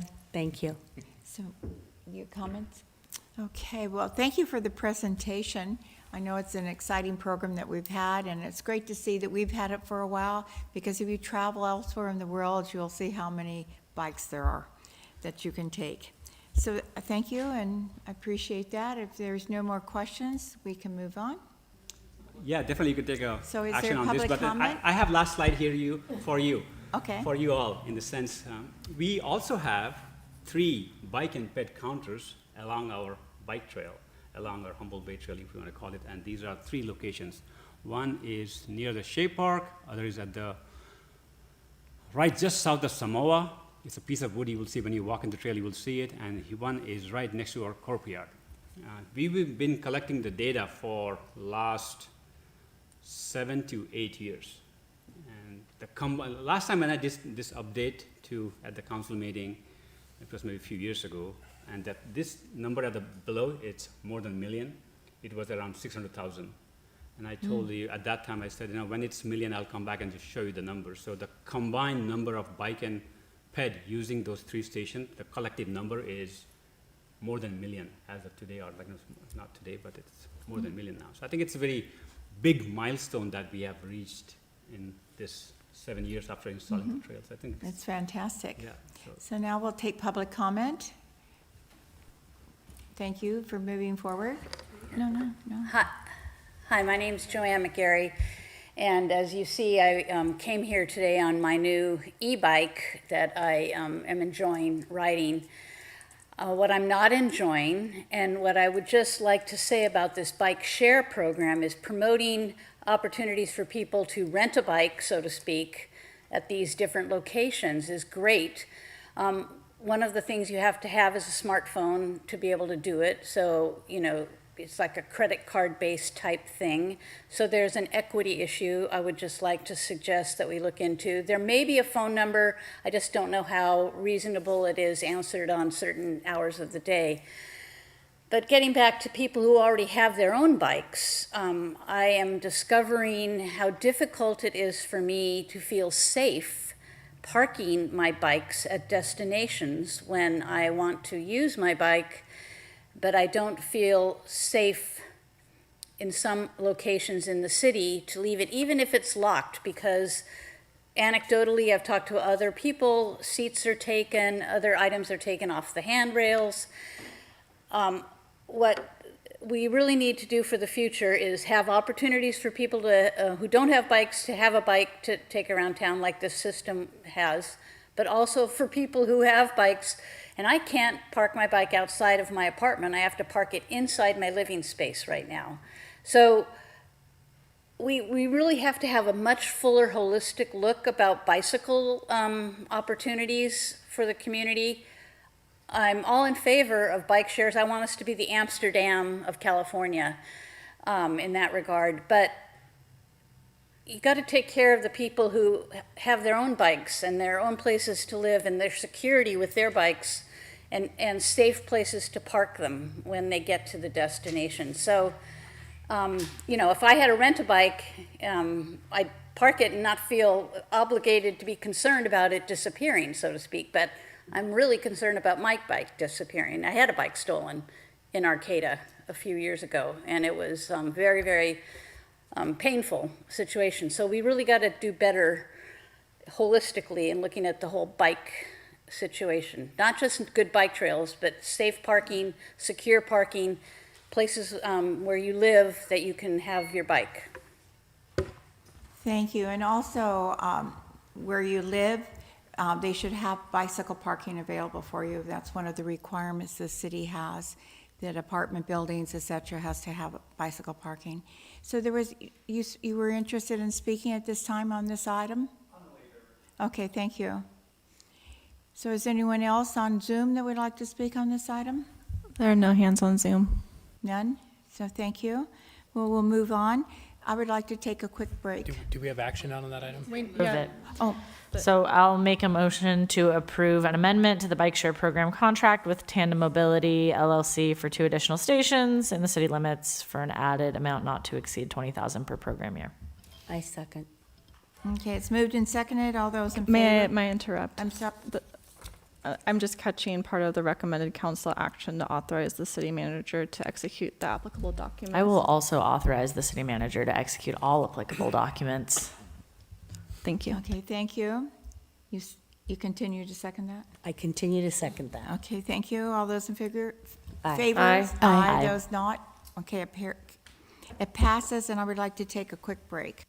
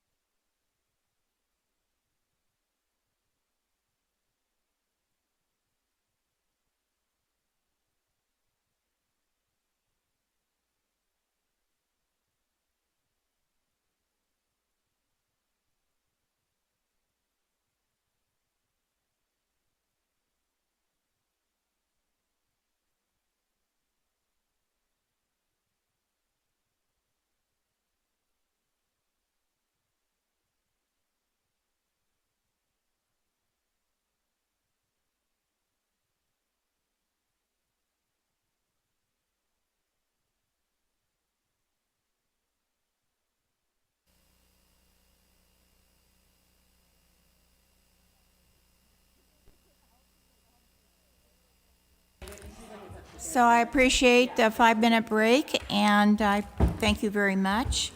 So now we'll go on to new business. We're appointing a new member to the Board of Appeals. Do we have a motion on this? Well, I can go on. We interviewed a gentleman to be appointed to the Board of Appeals, and so with that, the council needs to take action on it, and his name was Stan Elcott. So do we have a motion to support him? So I'll make a motion to approve Stan Elcock to the Board of Appeals. Thank you. Is there a second? A term that does not expire, if I'm correct.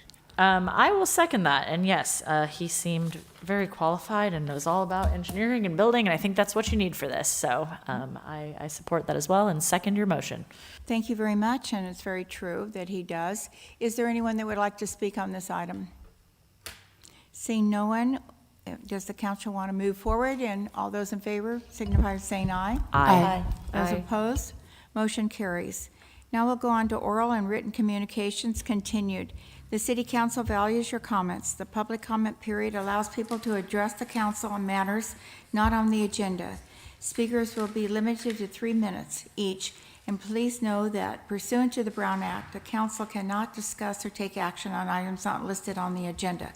The council may respond to statements. So would you please come forward to speak for the period? Thank you. Absolutely. Hello, everyone. My name is JD Garza Valencia. I am the chair for the board of the Chamber of Commerce, and I want to first and foremost apologize for my tardiness, but I also wanted to use this time to express appreciation on behalf of the board of directors for the Arcata Chamber of Commerce for the proclamation of June 8th to 14th being Oysterfest Week. This is a proclamation that is really a consideration to Arcata's future and the future of Humboldt County by way of economic impact and tourism. The efforts of the Chamber of Commerce crew here in Arcata are truly shining in everything that they are doing. The efforts to start to incorporate a wild 5K to happen in the coming weeks, as well as an event, Oysterfest, being one that I plan to attend and that I think I've gotten commitment from my parents for many years to come. They'll be traveling up from the Central Valley, and even my in-laws will be here next weekend. So it's not just a community affair, it's a family affair, and I want to express appreciation to our city and our council members for supporting this proclamation. I also saw the proclamation for Pride Month being June 2025 being Pride Month, and as a member of the LGBTQIA+ community, I want to express my deepest appreciation for the support that you're showing to our community. Thank you all so much for this. Thank you. Next speaker, please.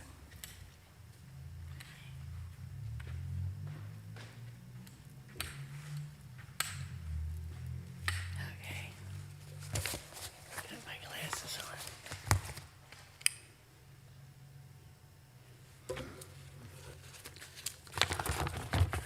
Good evening. I am here to strongly oppose to the Arcata Gaza sister city proposal. Now that I said that, you might remember me from last week, the last meeting.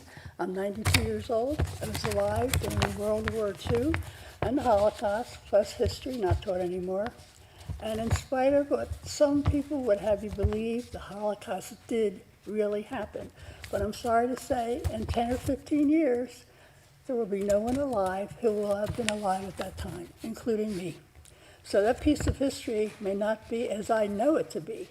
People with a different agenda may try to erase what really happened. I say this because all of us were alive on October 7, 2023. We do not all have the same recollection of what happened, and it was less than 2 years ago. It was the worst slaughter of the Jewish people since the Holocaust, and this massacre came from Gaza, which is the home of Hamas, a globally recognized terrorist organization, globally, not just USA. This was not just a slaughter, it was a hateful, truly evil crime against unarmed citizens. And Hamas has sworn to do it again and again and again until every last Israeli is dead. That is genocide. And it started a war. Why would my beautiful city of Arcata want to reward a terrorist city who would commit such hideous crimes? Why would they reward them with sisterhood? What possible agenda would support this? This resolution does nothing to even remotely contribute towards peace in that area. It has only divided my beautiful Arcata. I am heartbroken by what I see happening in Arcata. Good people who have no reason to hate Jews have listened to so much propaganda and lies. They are becoming Jew haters too. Why would you hate Jews? These are your neighbors, people you work with, people you see every day, and all of a sudden, because of what someone else says, you become an anti-Semite. And that's just what it is, pure and simple. So many of these good people do not even know anything about Jews, only what someone else tells them. So please, don't just listen to me. Watch David Swimmer, he used to be on Friends, on whatever you get your news. Watch Douglas Murphy, he's not even Jewish, he's a correspondent in the Middle East. Watch CBN, which is Christian Broadcasting Network. Something watch that's not anti-Jewish rhetoric, please. I want to reiterate, I strongly object to the Arcata, Gaza City becoming a sister city, and we should not be taking sides with a terrorist city in a war zone. Thank you so very much for your comments. Appreciate it. Thank you very much. Our next speaker, please. See you next time. May I have some more water?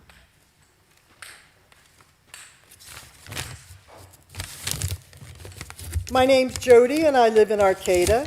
I'm here once again to speak about my opposition to making Gaza City a sister city to Arcata. At the last City Council meeting on May 21st, at least 4 speakers stood here and on Zoom and stated that 14,000 babies in Gaza would starve in 24 hours if they didn't receive aid, and said Israel was starving babies and committing genocide. That statement was a lie. Propaganda spread by a Hamas-supporting UN official. It was from a report on aid, and the true fact was that 14,000 children could die in 1 year, not 1 day, if aid was cut off. It also stated that there was enough aid left in Gaza now warehouses to last 8 months, but Hamas steals aid and starves Gazans to stoke their propaganda. I have yet to see any one of the people who spread anti-Israel rhetoric to come here tonight and admit their misleading untruth. They should correct the record and apologize for misleading the council and the public by not fact-checking before speaking. That lie has been deleted from that UN official very quietly. Spreading misinformation has consequences. During the last City Council meeting, 2 young Israeli embassy diplomats coming out of a special event were gunned down in cold blood in Washington, D.C. The gunman not only shot them, but went to them while they were on the ground and shot them again and again, just like the Hamas attack on October 7th, yelling, Allah Akbar, free Palestine, and I did this for Gaza. Then, a couple days later, Hamas spread the misinformation that the IDF shot and killed 30 people on the first day of the new aid distribution by the Gazan Humanitarian Foundation. Another propaganda lie. A day after that lie was published, an Islamic terrorist went to a mall walk for the hostages, a weekly event to advocate to remember them, mostly seniors and a Holocaust survivor. He then sprayed them with gas from a garden sprayer and set them on fire with Molotov cocktails in hand, just like Hamas did to innocent Israelis on October 7th. Is this what we want to bring to Arcata? I want my tax dollars to go to making Arcata a better place for all its residents, not adopt a terrorist city in a war zone on the other side of the world. What about our world here? What about taking care of anti-Semitism here? Thank you. Thank you very much.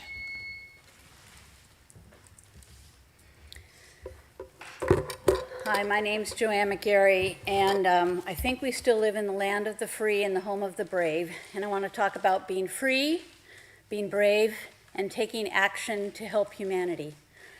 Yesterday, I spoke at both the Board of Supervisors meetings and at the Eureka City Council meeting, and I'm going to speak to you tonight about something I'm very concerned about, and it's a humanitarian effort being made by one of the people I admire most in the world, Greta Thunberg.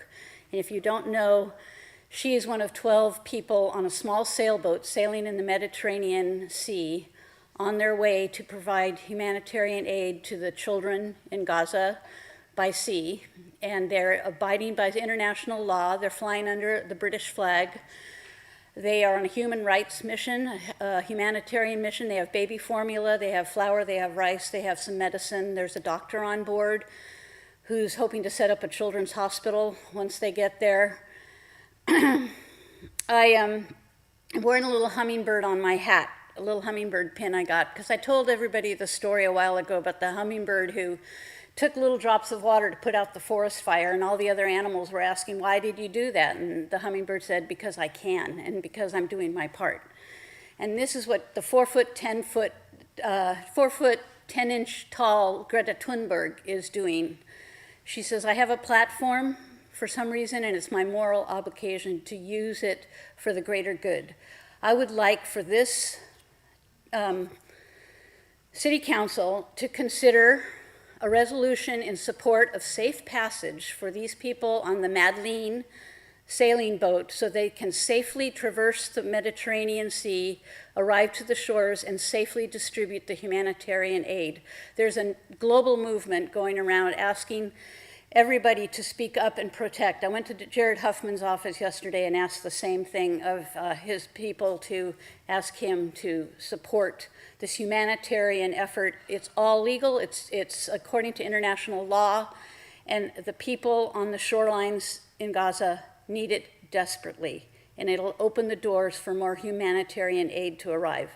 So please consider a resolution in support of the Madeleine and Greta Thunberg and the Freedom Flotilla Coalition to do that little bit that they can. And I just want to remind people, Sam and Pearl Oliner were members of this community, and they wrote this book about the altruistic personality, about rescuers and not being bystanders, and people going to great risks of themselves to save others in great need. And we can be an altruistic community in helping those people in another part of the world in great need. Thank you very much. Next speaker, please.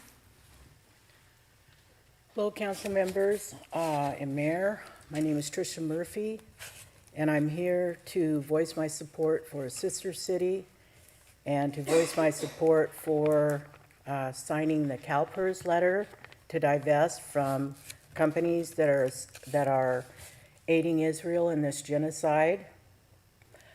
I listened to a former prime minister, Ehud Olmert. He said of the genocide that's being carried out, terror is terror. It's totally unacceptable and unforgivable. And that Israel soldiers are killing children as a hobby. You can check for this. This is what he said, not my words. What Israel is doing now in Gaza and the West Bank is totally intolerable and unforgivable. It's totally against the basic human values and human compassion. There's another Israeli Jewish person who has a really good interview. He was living in Iraq with his family in the 50s when Zionism came to be in Palestine, and a lot of those people were bombed by Israel to get the Jewish communities to come into Palestine, where they were treated like second-class citizens because they were Arab Jews. He's a sweet old man. He's got very curly, looks like an afro, white hair. And he wrote a book. And the book that he wrote is called Memoirs of an Arab Jew. And his name is Avi Shleim. And he has an interview on Chris Hedges on YouTube on the Chris Hedges Report. Chris Hedges, if you don't know, is a prize-winning journalist. I listened to Gabor Mate respond to a person who talked about Hamas and how this is all Hamas's fault and how this was the most deplorable killing of Jews since the Holocaust. And Gabor Mate responded to her and said, that didn't happen. You can read about the beheaded babies that didn't happen in the New York Times. You can read about it in Haaretz. You can read about how Israel bombed their own people that day at the music festival, over 1,000 cars. They killed a lot of people that day, and it's there. It's available if you want to look for it. Look for Haaretz. I support a sister city. I support the CalPERS. I support bringing Israel to a point where they can't do this nonviolently by boycotting Israel. Thank you very much for your comments. Is there anyone else that would like to speak during oral communications in the audience? Then we'll move over to our participants that might be on Zoom. Thank you. Blaise, please go ahead. Thank you. Can you hear me? Yes. Thank you. I am an educator. First of all, I want to thank you for having this public comment period, and you're very brave and considerate people for taking this job, and especially having it at such a difficult time with such controversial issues. And I just really, my hat's off to all the city council members. I've taught political science at Humboldt State University and at College of the Redwoods, and I teach history in our local schools. I want to say, never again anywhere. Never again anywhere. Those are the words that the movement against genocide are primarily inspired by. And those words echo from our Jewish friends who never want to see another genocide against anyone, anywhere. And the wonderful Jewish tradition brought us that consciousness, just as the wonderful Jewish tradition that this movement respects and follows the leadership of Abraham spawned several of our major religions today: Judaism, Christianity, and all of its sects, and Islam. And so we are not opposed to Judaism. The peace movement, as many peace movements in America before, have been quite led by Jewish peace activists. And this movement is no different. There are thousands and thousands, and a very high percentage of American Jews are part of the Jewish Voice for Peace, for example, and other organizations who are opposed to this genocide. Is it a genocide? Would a political science professor use that word loosely? Absolutely not. I turn to the organizations who have always defined and done their research to define when it's a genocide and when it's not. Thank you very much for your comments. Appreciate it. Our next speaker, please. Tamara, please go ahead. Can you hear me? Yes. Okay. First, I wanted to say, bring them home now. 607 days that my brothers and sisters should be at home and to end this war. I want to speak something else today. Open anti-Semitism has become more profound. It feels incomprehensible, but it's become increasingly normalized. Look, the Jewish community was already feeling so vulnerable after the last few months, after the last few years, and frankly, after the last few decades, in which we've seen a severe increase in anti-Semitism. The anti-Semitic attack in Boulder, Colorado, comes on the heels of a shooting less than 2 weeks ago outside the DC Jewish Museum that took the lives of Jewish couple. A month before that, we saw the firebombing of the Jewish governor's home in Pennsylvania, Joe Shapiro. In all cases, Jews were targeted as a result of offenders' belief that they should be held accountable for the action of the Israeli government. We should make no mistake. Targeting Jews for the action of the Israeli government is anti-Semitism. Period, full stop. The Jewish community is fearful. We know that this is a result of increasing normalization of this sort of anti-Semitism. That believe the Jews are here, fair game for protesters, for targeting. This is disturbingly, deeply. Yes, we have to understand it. None of this happening in a vacuum. This is a part of increasingly mainstreamed and normalized anti-Semitism that threatens not just Jews, but each and every community member in the very fabric of our democracy. In the local context, we've also seen this anti-Semitism normalized, especially since October 7, even during public comments in this city council meeting. At the farmers market, anti-Israeli signs and prohibited petition taking advantage of the crowd to gain exposure at this community event. The city of Arcata rents the square to the North Coast Growers Association. Vendors pay fee to participate. Rules against foreign tabling must be enforced. Otherwise, the city is allowing blood label against Jews. Further, the demands of Gaza sister city and comparison to Boulder, Colorado policies toward the Middle East is despicable.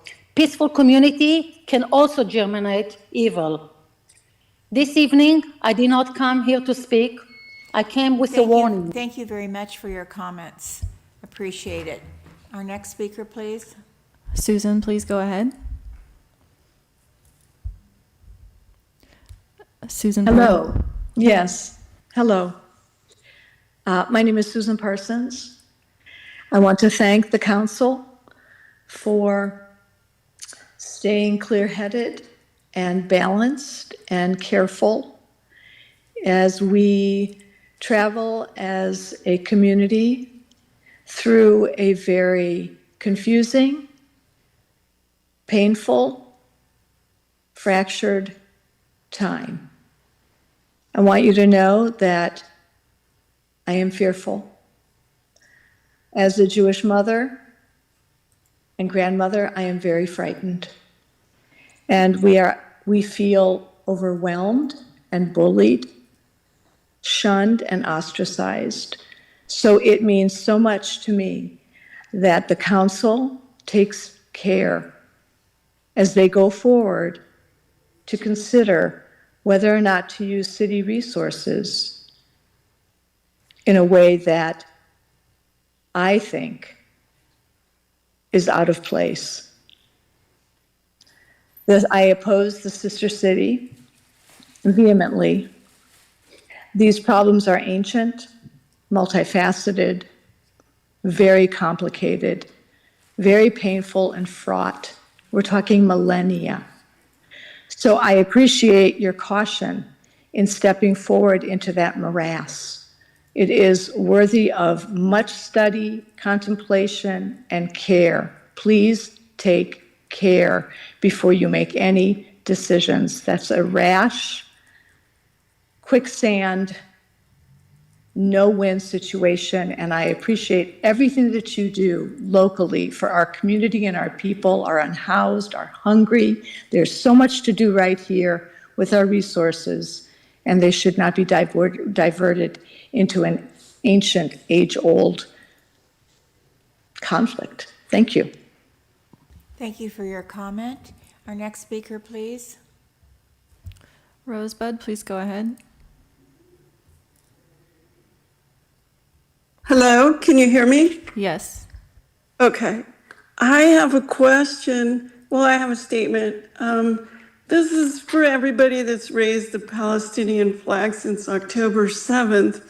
I'm just wondering, where is your flag of Yemen? In Yemen, 500,000 people have died in the last 10 years, the biggest famine and humanitarian crisis in modern history. Why does no one care when 500,000 Yemenis die? What about Sudan? In less than 2 years, more than 150,000 people have been killed. Where is your flag of Sudan? And what about Syria? 500,000 Syrians have been killed. Where is your Syrian flag? Why is it when Arabs kill millions of Arabs, nobody bats an eye? Where is the outrage? Where is the protest? Why don't you mention the Houthis in Yemen who spent millions of dollars firing rockets at Israel instead of feeding their starving people? Why do people go on and on about this Israel, which is about as big as New Jersey, but fail to mention the Islamic regime in Iran even one time? How can you speak about the conflict in the Middle East while ignoring the party that has armed, trained, and funded terror proxies like Hamas, Hezbollah, and Houthis who have been bombing Israel thousands of times? I think we know why. As somebody else has once said, no Jews, no news. But it's not about human rights. It's not about the Middle East. It's about virtue signaling. It's about people who've convinced themselves that they're on the right side of history. And if they're not shouting free Palestine, they're complicit in this war. It's beyond being about the Middle East. It's about attaching yourself to a movement because you're starved for identity. It's aesthetic activism at its best, and it's domestic terrorism at its worst. Free Palestine. Maybe it started with a good intention, but it's been taken over by zealots.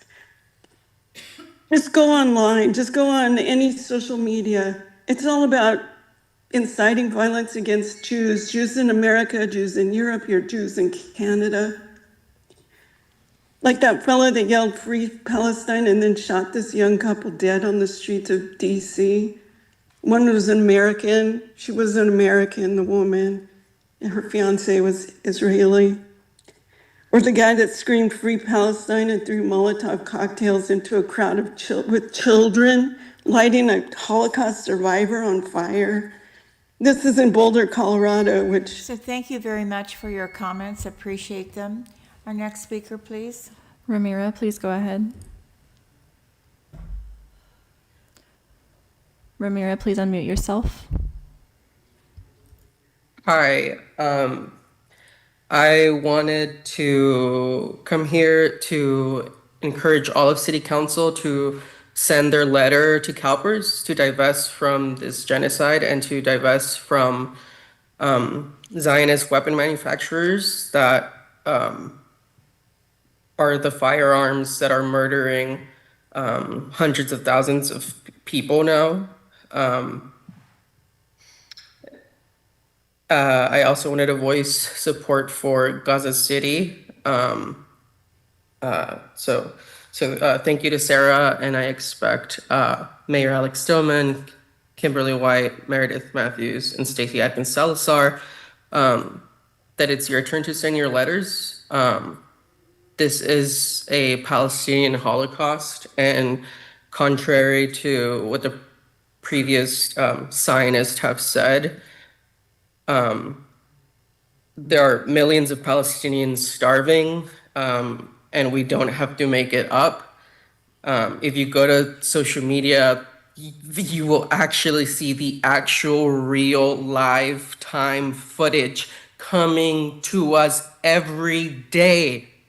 Every day. This is a Holocaust. And it is disgusting that we tolerate these murderous people spewing lies. But their time will come. Their time will come. I have been in contact with a Palestinian family for over 6 months now. And I just wanted to let you know that on the daily, I have people begging me for help because they are so hungry that they are in pain 24/7. Children, babies that do not have enough to eat and they are hurting and they are being bombed and they are screaming and they are crying. This is a Holocaust and it is time for you, City Council, to act. I am a trans woman. If you want to uphold trans liberation, then you must also uphold Palestinian indigenous liberation. Send your letter to CalPERS. Send your letter to CalPERS. It is the least that you all can do. It is the least you all can do. And I hope by the next time City Council meeting comes up, you all will have sent your emails or letters to CalPERS. Thank you very much for your comments. Appreciate it. Our next speaker, please. Rayner, please go ahead. Hello. Hello. I want to emphasize just how much popular momentum I have been witnessing for the Gaza Sister City movement. And now that is translating into momentum for the CalPERS letter. As I continue to work within this movement, as I continue to work with the people of this community, I see more and more passion, more and more support building for what we are trying to do, or for what we're already doing, and we seek to build upon that progress. And this is a trend that is going to keep growing across the country as more of the American people react to the horrors that they're witnessing in Palestine. And given everything that I've seen and heard, Humboldt County is a place where that energy in favor of Palestine it's incredibly strong. That's all I have to say. Thank you very much for your comment. Our next speaker, please. Sherry, please go ahead. Hi, good evening, City Council members. Thank you for your patience.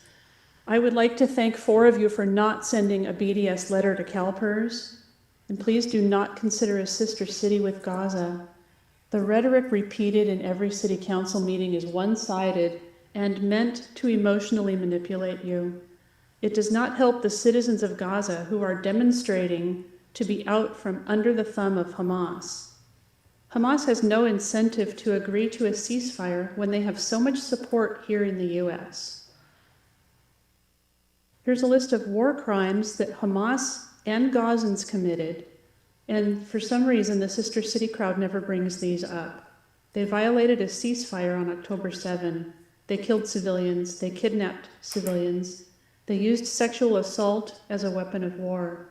They stole the bodies of Israelis they killed and took them back to Gaza and are still holding them hostage. They use hospitals, schools, and UN facilities as armories. They fight wearing civilian clothing. How can you tell who is a civilian and who is a militant when they're all dressed the same?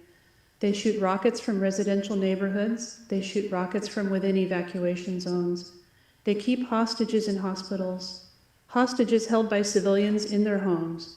Theft of UN aid that is sold at great cost to their people. They are torturing and starving the hostages. This is not a one-sided issue. There are war crimes committed by the IDF that will be investigated, but no one ever wants to hold Hamas accountable. Please support the citizens of Gaza who are out demonstrating and hoping to be under the thumb of Hamas. Please do not consider a sister city situation because it just gives support to the people who are manipulating their own citizens for their own gain. Thank you. Thank you for your comments. Appreciate it. Our next speaker, please. Jean, please go ahead.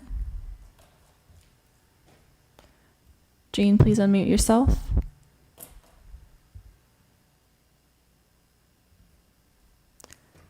It looks like you've unmuted yourself. Can you please try speaking?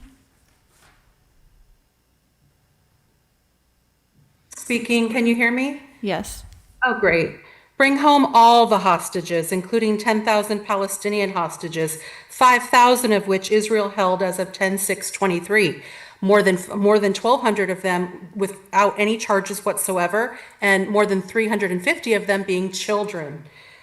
As for fact checking, just one of many corrections needed tonight is that Hamas tried to give up power in an agreement that apartheid Israel and the US just rejected, proving the belligerent colony doesn't care about Jews, which it already proved many times over, including by sending helicopters to set fire to its own people, fleeing a music festival on 10/7 that it put outside of a concentration camp with Hellfire missiles and with shelling the kibbutz Be'eri under the Hannibal Directive, as documented by Israeli media and reported on by the surviving Israeli that reported that it was Israel that killed all of her friends and her partner.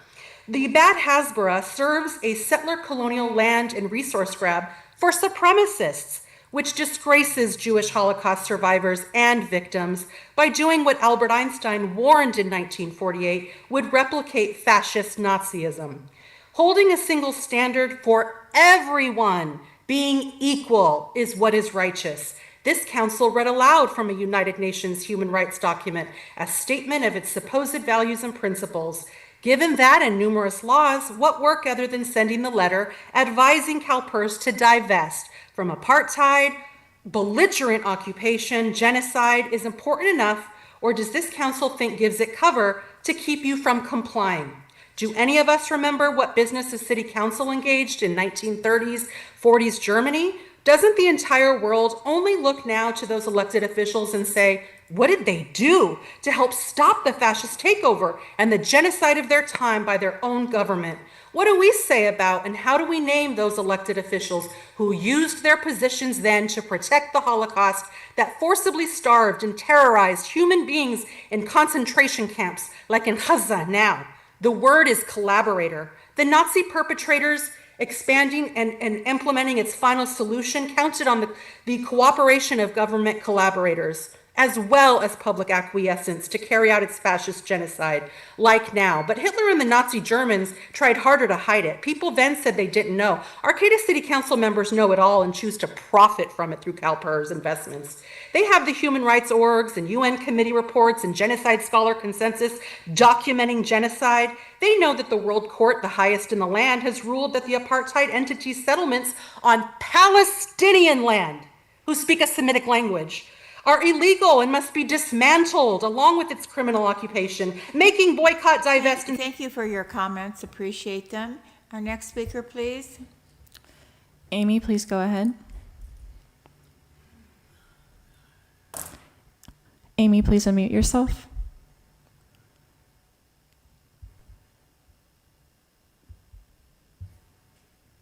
Amy, it looks like you're still muted. Can you please try unmuting yourself? Oh, can you hear me now? Yes.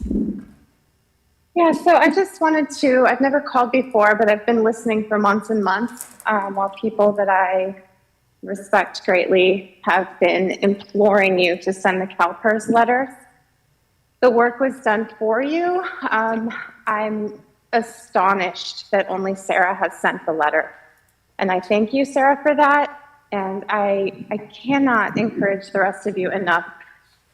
And I can't even imagine what would be holding you back from divesting from this genocide, from an apartheid ethno-state that imprisons children, shoots children in the head day after day, starves people. You've heard it all. You all know. There's not one of you that doesn't know.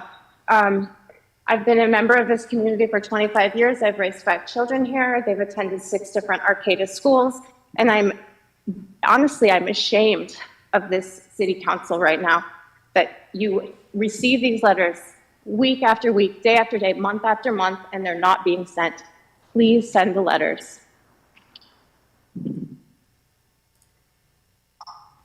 Thank you for your comments. And our next speaker, please. Andrew, please go ahead.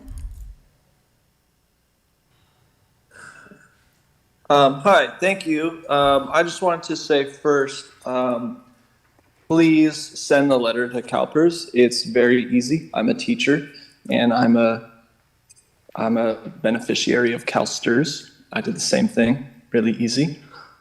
Secondly, I'm coming here, I'm with the Humboldt Tenants Union, and I'm urging the council to acknowledge that according to the Affordable Housing Needs Report for 2025, our county has at least 1,600 unhoused people and 6,001 freeze all rent raises now and expedite public housing.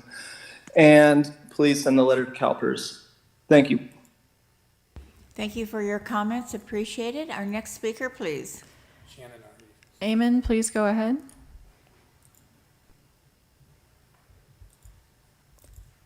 Eamon. Hello.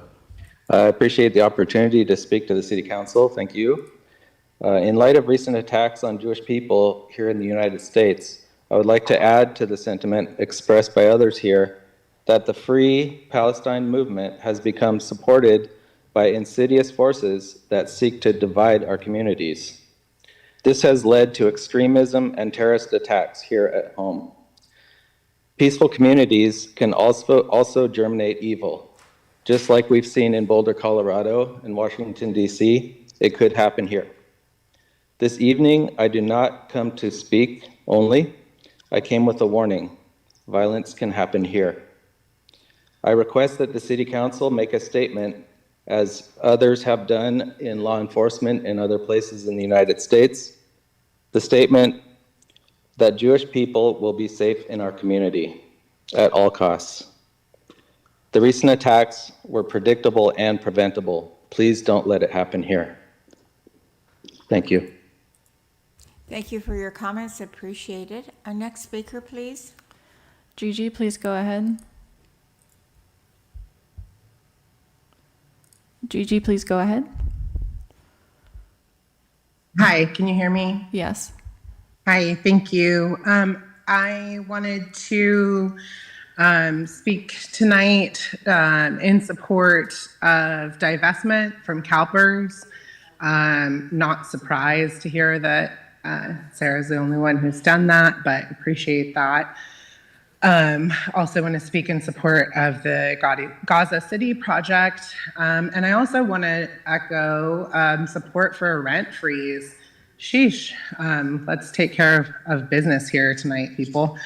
I am so disgusted at the continuous racism that I hear from Zionists spewed on these public comments, open attacks, Islamophobia, anti-Arab racism repeatedly, and all wrapped in the guise of a victimhood and anti-Semitism. But here we are, all of us experiencing something here, us Arabs experiencing racism in the community as well, attacks in the community as well, vandalism of vehicles, of people with Free Palestine stickers or flags on their vehicle, in their vehicle.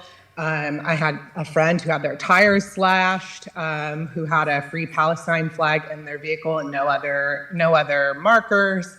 To say that the violent attacks on Jews in this country should be expected and we should all be horrified. We should be horrified about violence directed at anyone. What about Wadia, the little boy who was stabbed to death because he was a Palestinian in the States? The 3 young men, college students in Vermont, who were gunned down because they were wearing kuffiyas.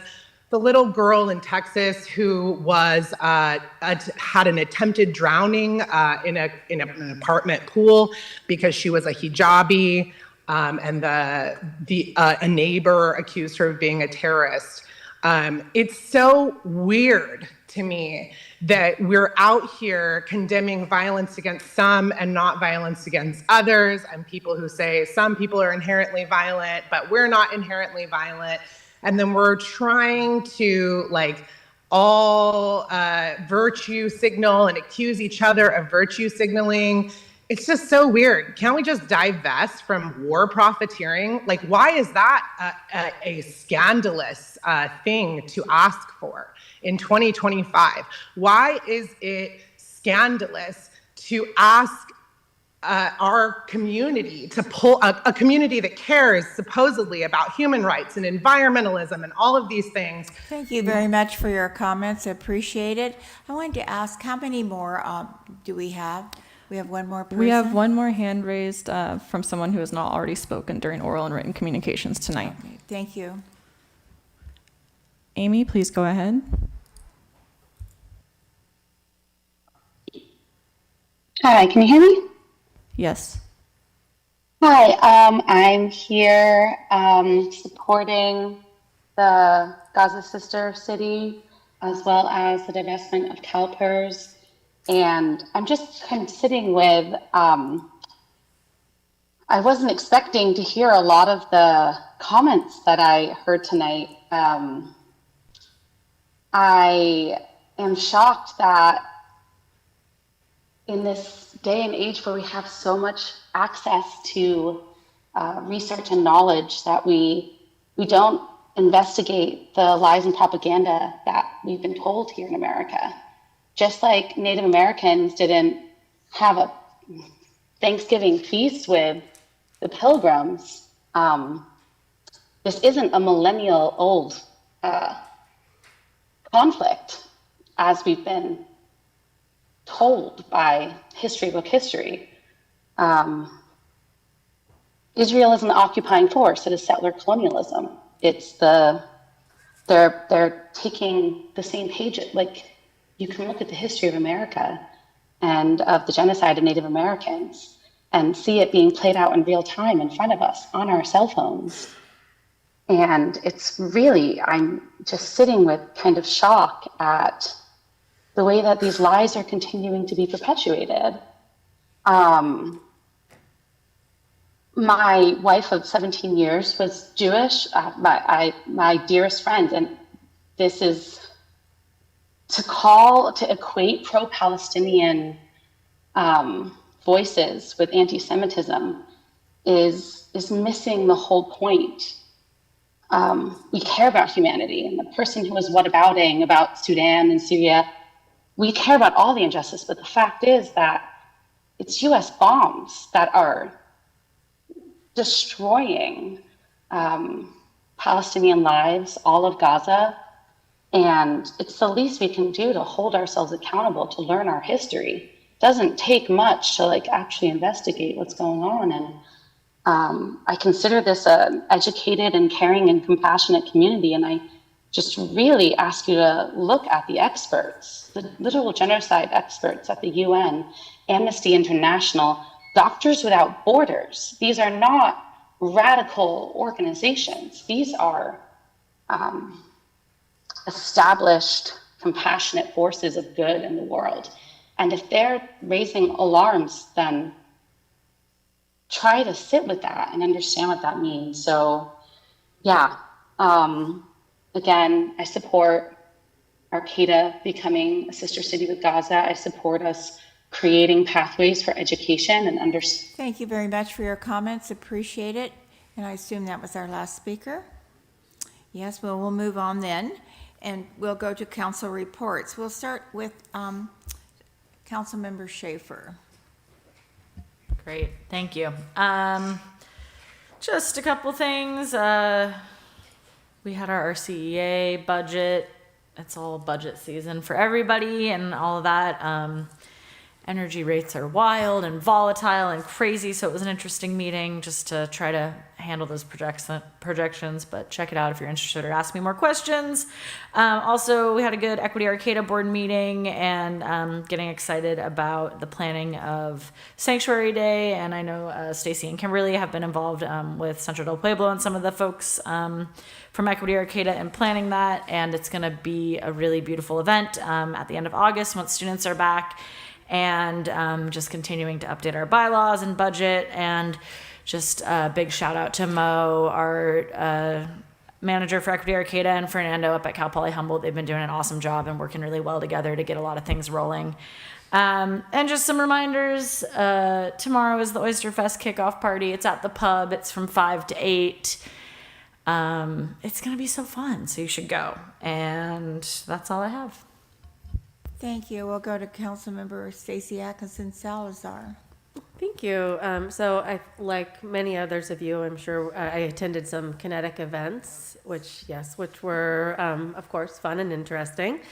And as Sarah previously mentioned, I did attend a meeting with Kimberly to talk about the Sanctuary Day planning. I also attended some Forest Moon Festival festivities and was a guest on the Rebel Force Radio podcast. And today I attended a presentation from Alicia Hayes regarding the county budget. And there is they'll be having a hearing on Monday at 1:30 if folks are interested in learning more about what's happening with the budget. And then I also just wanted to kind of step back to earlier in the meeting. We kind of blew through the appointment of Mr. Elcock. But I just wanted to thank him for applying because it is a valuable position. So sorry that we kind of rushed through that, but thank you. That's all. And thank you. We'll go to Councilmember Matthews. Yeah. Oh, I'm going to go there, then to her, and then to me. She jumped all over the place. Yes, well, all right, thanks. it's okay. I just want to once again really thank Emily Sinkhorn and her team, and Hooven and Company, and Senator McGuire, and the rest of the people that worked so hard, like literally down to the last minute to get the ballpark ready and open. It's beautiful. Had the opportunity to meet all the crabs last night, and they really just bring a lot to the city, and I'm super grateful for the new stadium, and hope they have a great season. And yeah, I was really, really proud and honored to raise our pride flag this month that features the Two-Spirit. Oh, is my time up? All right. Thanks.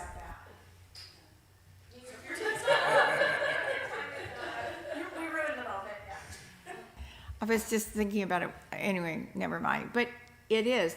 A ballpark looks absolutely fantastic. And I look forward to the ribbon cutting. And do you know when that is?